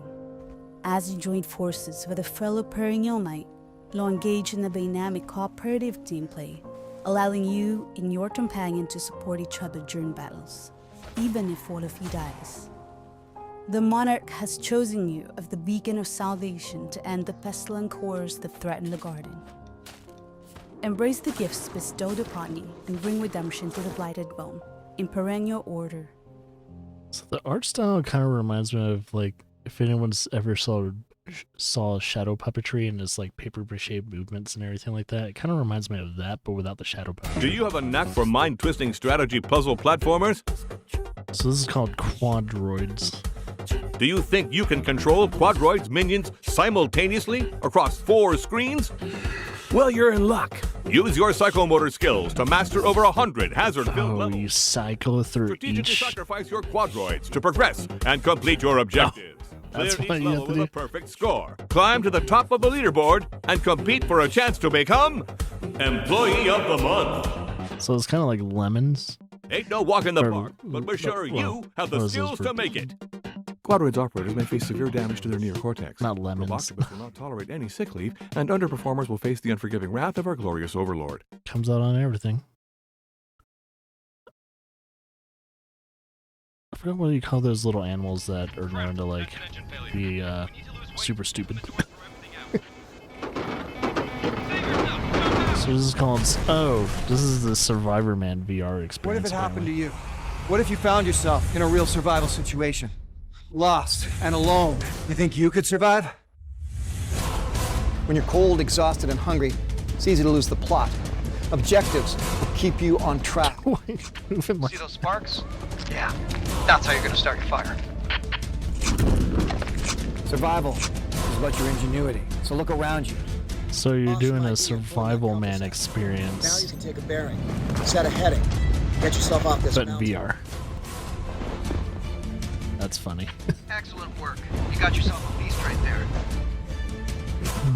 I'm Les Stroud, also known as Survivor, and I'm inviting you to do what I've done for years. You think you can survive? Not against a polar bear. That's interesting. Wait, how do you get a canoe?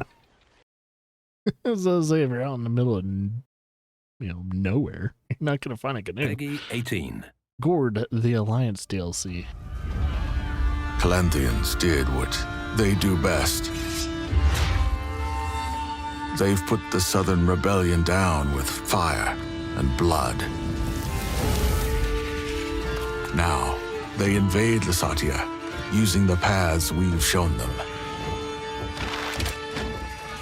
One by one, our gourds are falling under their control. Even the bravest fled their homes in search of an escape from the king's wrath. But there is nowhere else to go.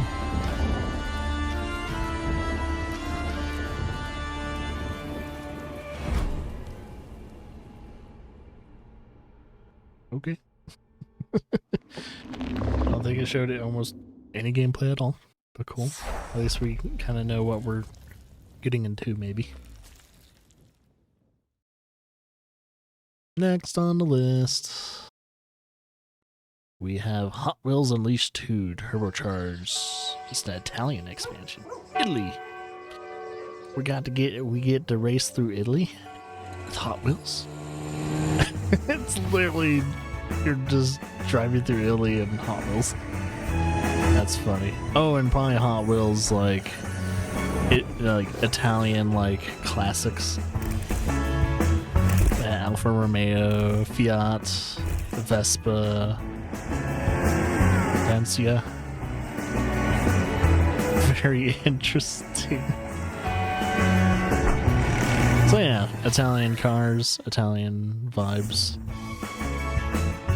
So it's like a new map and some new Hot Wheels to be able to drive around. So yeah, if you enjoyed that game, there's a DLC for that. Played Up. Yeah, this is currently available now. It's pretty much Overcooked, but not Overcooked. To be honest, I'd rather play Overcooked. I'm not gonna lie. I think this is what do you call the guys on YouTube that have their own development studio now? Yogscast? I think it's a Yogscast game. But they've been making a lot of games similar, very similar to other games. I'm surprised they've never gotten in trouble for that. It's like, this is clearly Overcooked. But I guess if they're not stealing any like visible IP or anything like that, they can do this.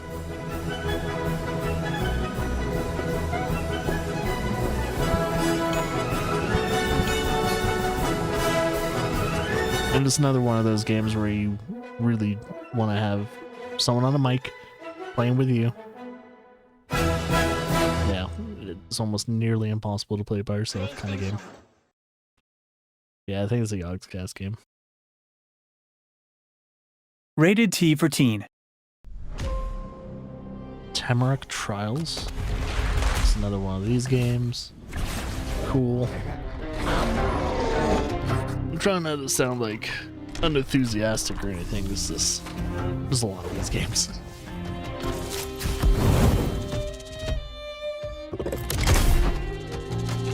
Just stands there, taking it. Not even flinching. No facial animations of pain. So it's kind of like a dice roll game. And you get to choose your actions. So unlike trying to use certain dice to activate certain things, the dice itself is the activation. The currency to unlock new dice. And you replace certain dice, or certain sides of a dice. Oh yeah, you replace certain sides of the dice with other things. Alright. So you can customize the dice. Infinite combo.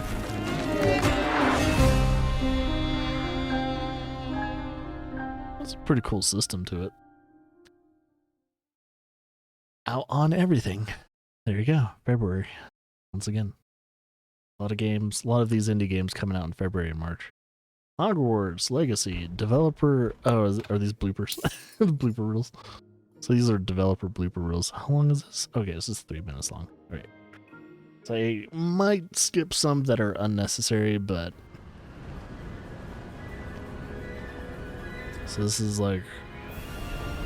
How far did that portkey take us?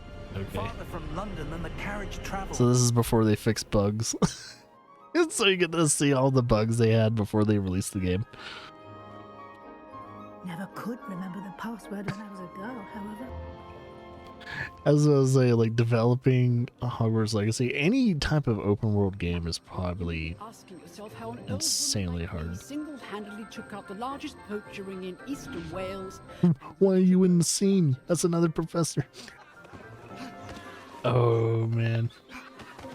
The top of the body doesn't do anything. It's always funny to see all these like bugs before the game releases. Like all the things they had to like learn how to fix. People T-posing and stuff. Freaking movement animation. Oh, and your character is upside down now. I officially have all of my supplies. Okay, it looks like our Z-axis is reversed. Oh, and there's a head underneath another head. Ranrock is working with Rookwood. The goblin from the Daily Prophet. Oh man. Time to grow. Oh, okay. Oh, that's wild looking. You know, I kind of miss Hogwarts Legacy though. That was a really good game. I think it's a year. Oh yeah, it's year anniversary, so that's probably why they're doing this video. Oh, you're swimming in midair. Yeah, it's not supposed to happen. Oh, and your top of your body's growing, and it's getting blurry. It's like, oh no.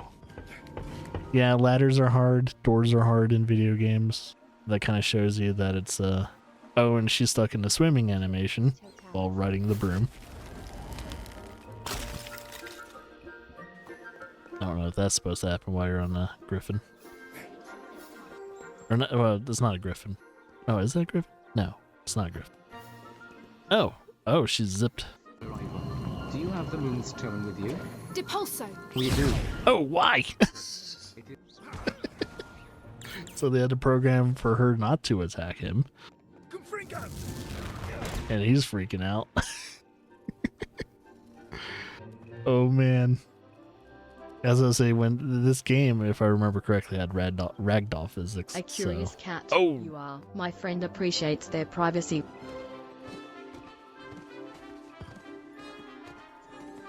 What's going on there? Oh, he even waved. Oh, his eyes are on his forehead. Oh, that's creepy. Run along then. Class is dismissed. Unless there's... Oh, this is before they had voice acting, so that's fun. Not a lot of, I don't think a lot of developers ever do that. So it's kind of humbling for them to show all the stuff they had to fix. Of users worldwide. Infinidyne CEO Pax This is called Undercover. Turn them all into cybernetic meat puppets. This is a crisis, and we're running out of time. Magnum, Red Eye, are you ready to go undercover? Your mission is to covertly infiltrate Infinidyne and eliminate Harrison. Always plan B. You will face ghouls, advanced enemies, and Infinidyne bosses. Remember your training. Take cover. Take them down. Take cover again. Take all of them down. Use the active cover system to reload and avoid fire. Oh, so your old school, We expect you to demonstrate your mastery of a wide range of... like an arcade game. I don't know what that cop game was. It's kind of like that. Naturally, we will be monitoring your performance. And you will be rewarded not just for completing your mission, but completing it in style. This mission can be completed solo or with 2 agents. So, are you ready to go undercover? Your mission starts now.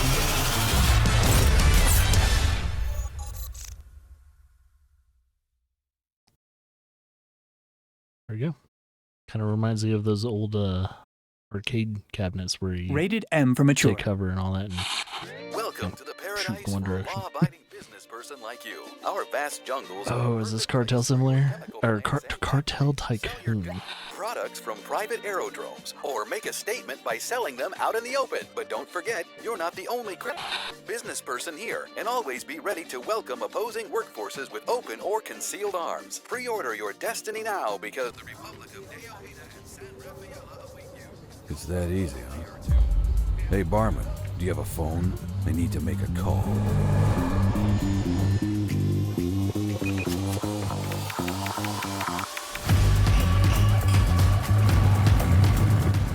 So you have your coca plants. Cacao. Coca.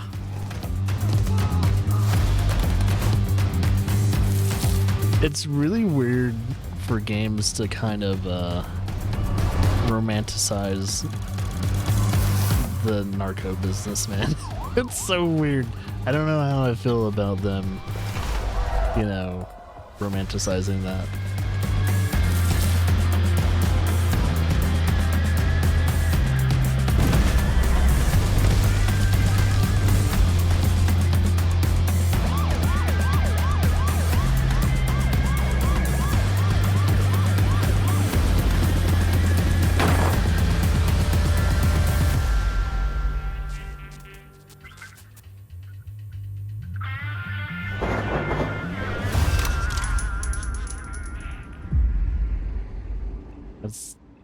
It's a thing. Oh, only on consoles? What? It's a tiny build game too. What? Surprised they don't have it on PC. Unless that's just an announcement for the consoles and it's going to be on PC as well. Interesting. Alright, Okay, we're getting closer to being done. Pacific Drive, official The Art of the Zone. So yeah, this Pacific game Drive takes place in an alternate version of the Pacific eventually Northwest, the Olympic Exclusion Zone. This There's game a lot was of cool. urban legends and strange history in the area that inspired us, and we wanted to explore where that took us, from concept art to what's in game.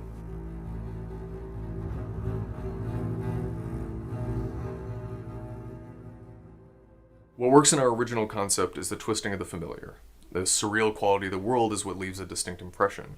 Early in its history, the Olympic Peninsula was very much as you'd expect, but at a certain point things drastically changed, and as you explore, you get to figure out how. It's these mysterious changes that help build our world and establish our setting.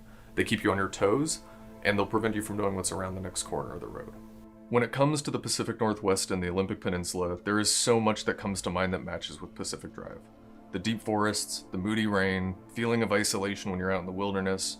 For the game, we took these elements and not only reinforced them, but built them up with unexplainable anomalies, monolithic ruins, and the stories of the people that live there.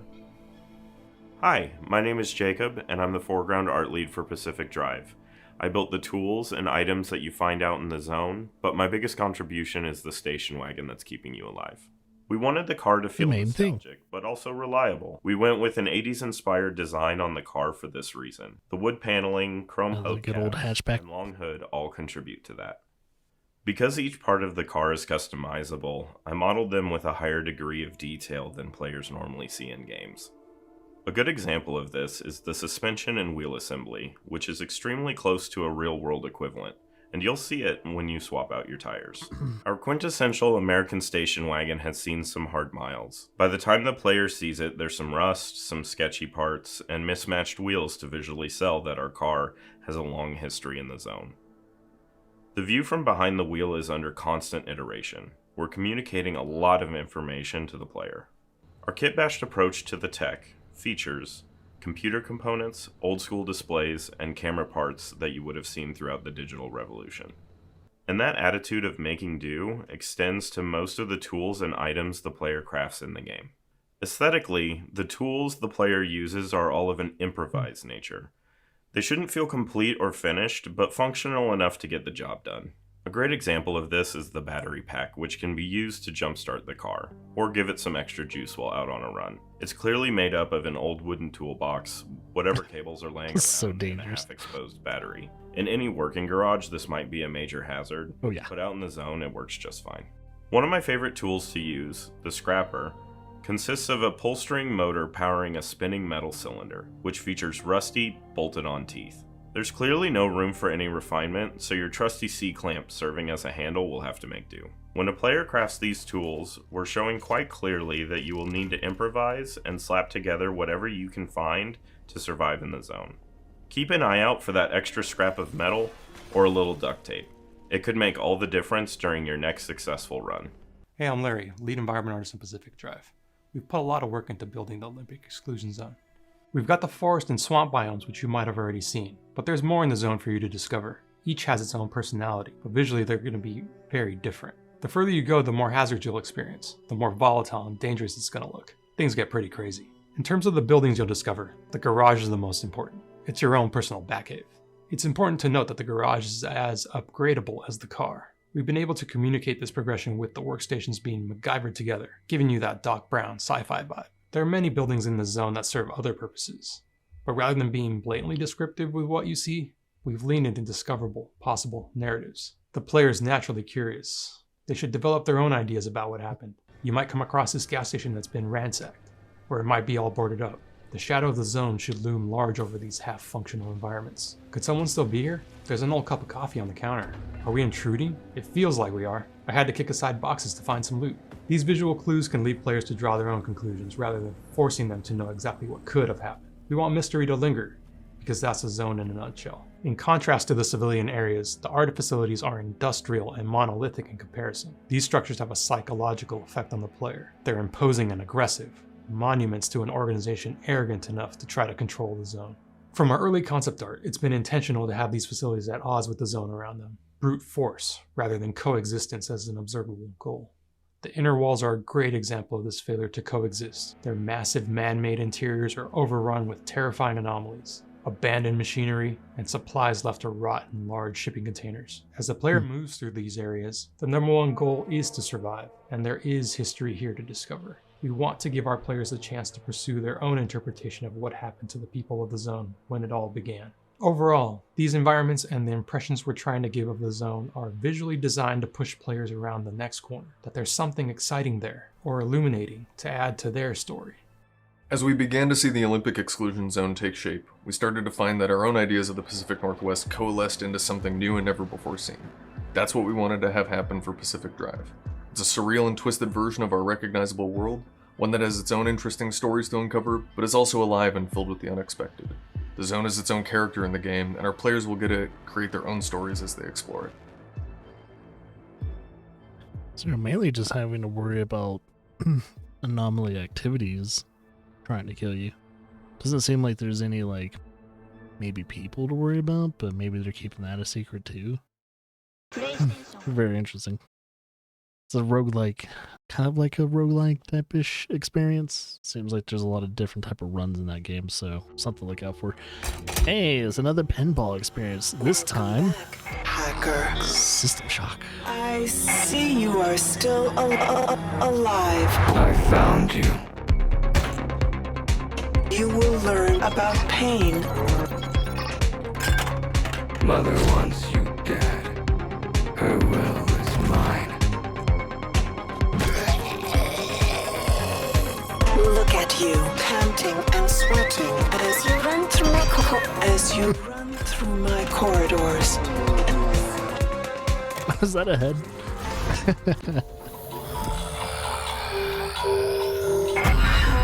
How can you challenge a perfect immortal machine? Yeah, if you're into pinball, you like System Shock, it's totally up your wheelhouse there. Alright, Construction Simulator, official year 2. Year 2! Wait, is it a season pass? Oh, they have season passes. Weird.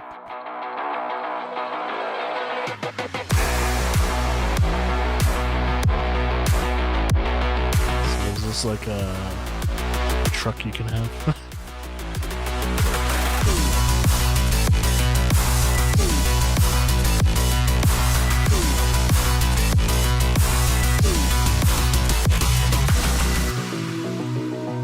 Future DLCs, Quarter 2, 2024, new campaigns, new brands, cosmetic packs, new machine packs.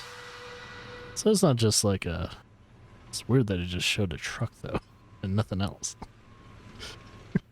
But yeah, out on everything except for, you know, Switch.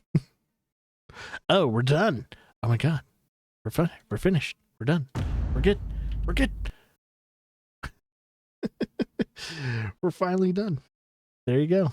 That was this week in trailers. Lots. That was like 80 plus. Yeah, it was 80 trailers.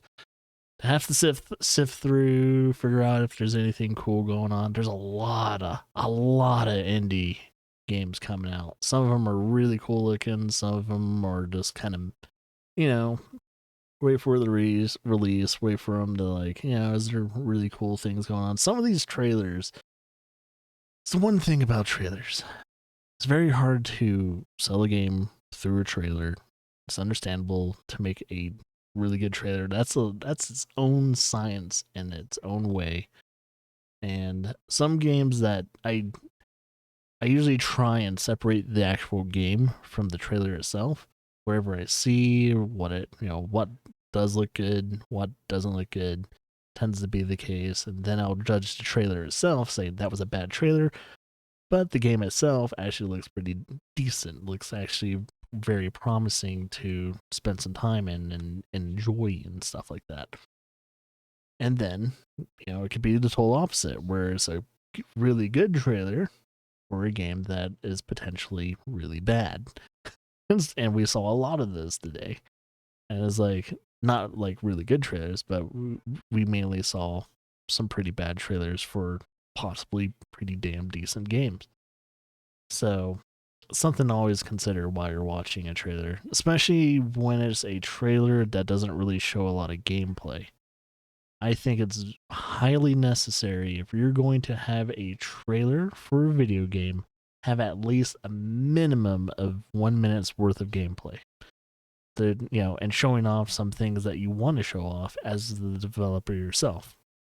And most of the time, there's a good amount of time that the developer isn't the one actually making the trailer. Sometimes it's the people running the publishing side of things that tend to show things off. And what they deem fit usually is showing cinematics and story elements and all that, which is okay and everything, but please, for the love of God, show gameplay. we need to know what we're getting into. So I think some publishing companies are getting better at that, but at the same time, they keep making the same mistake of only having cinematic trailers, and people don't like that. It's like, yeah, it's cool and all that, but that means sometime down the line in the future, we're gonna have to watch another trailer of the same game just to get any kind of leeway of what the game is. And yeah, there was a couple of those too today, where a game was being shown, and we didn't know what kind of game it was. Didn't give us a lot of information, gameplay wise or anything like that. And that's always a loss for us as the consumer. I was like, well, at least we know at least somewhat of the mood of the game and all that, but it's very little information still. So yeah, but I think I'm done with watching trailers for today, and we'll be going into our next playthrough real soon. But yeah, hopefully you guys enjoyed this week in trailers. Another one comes next week, and I'll see you guys then.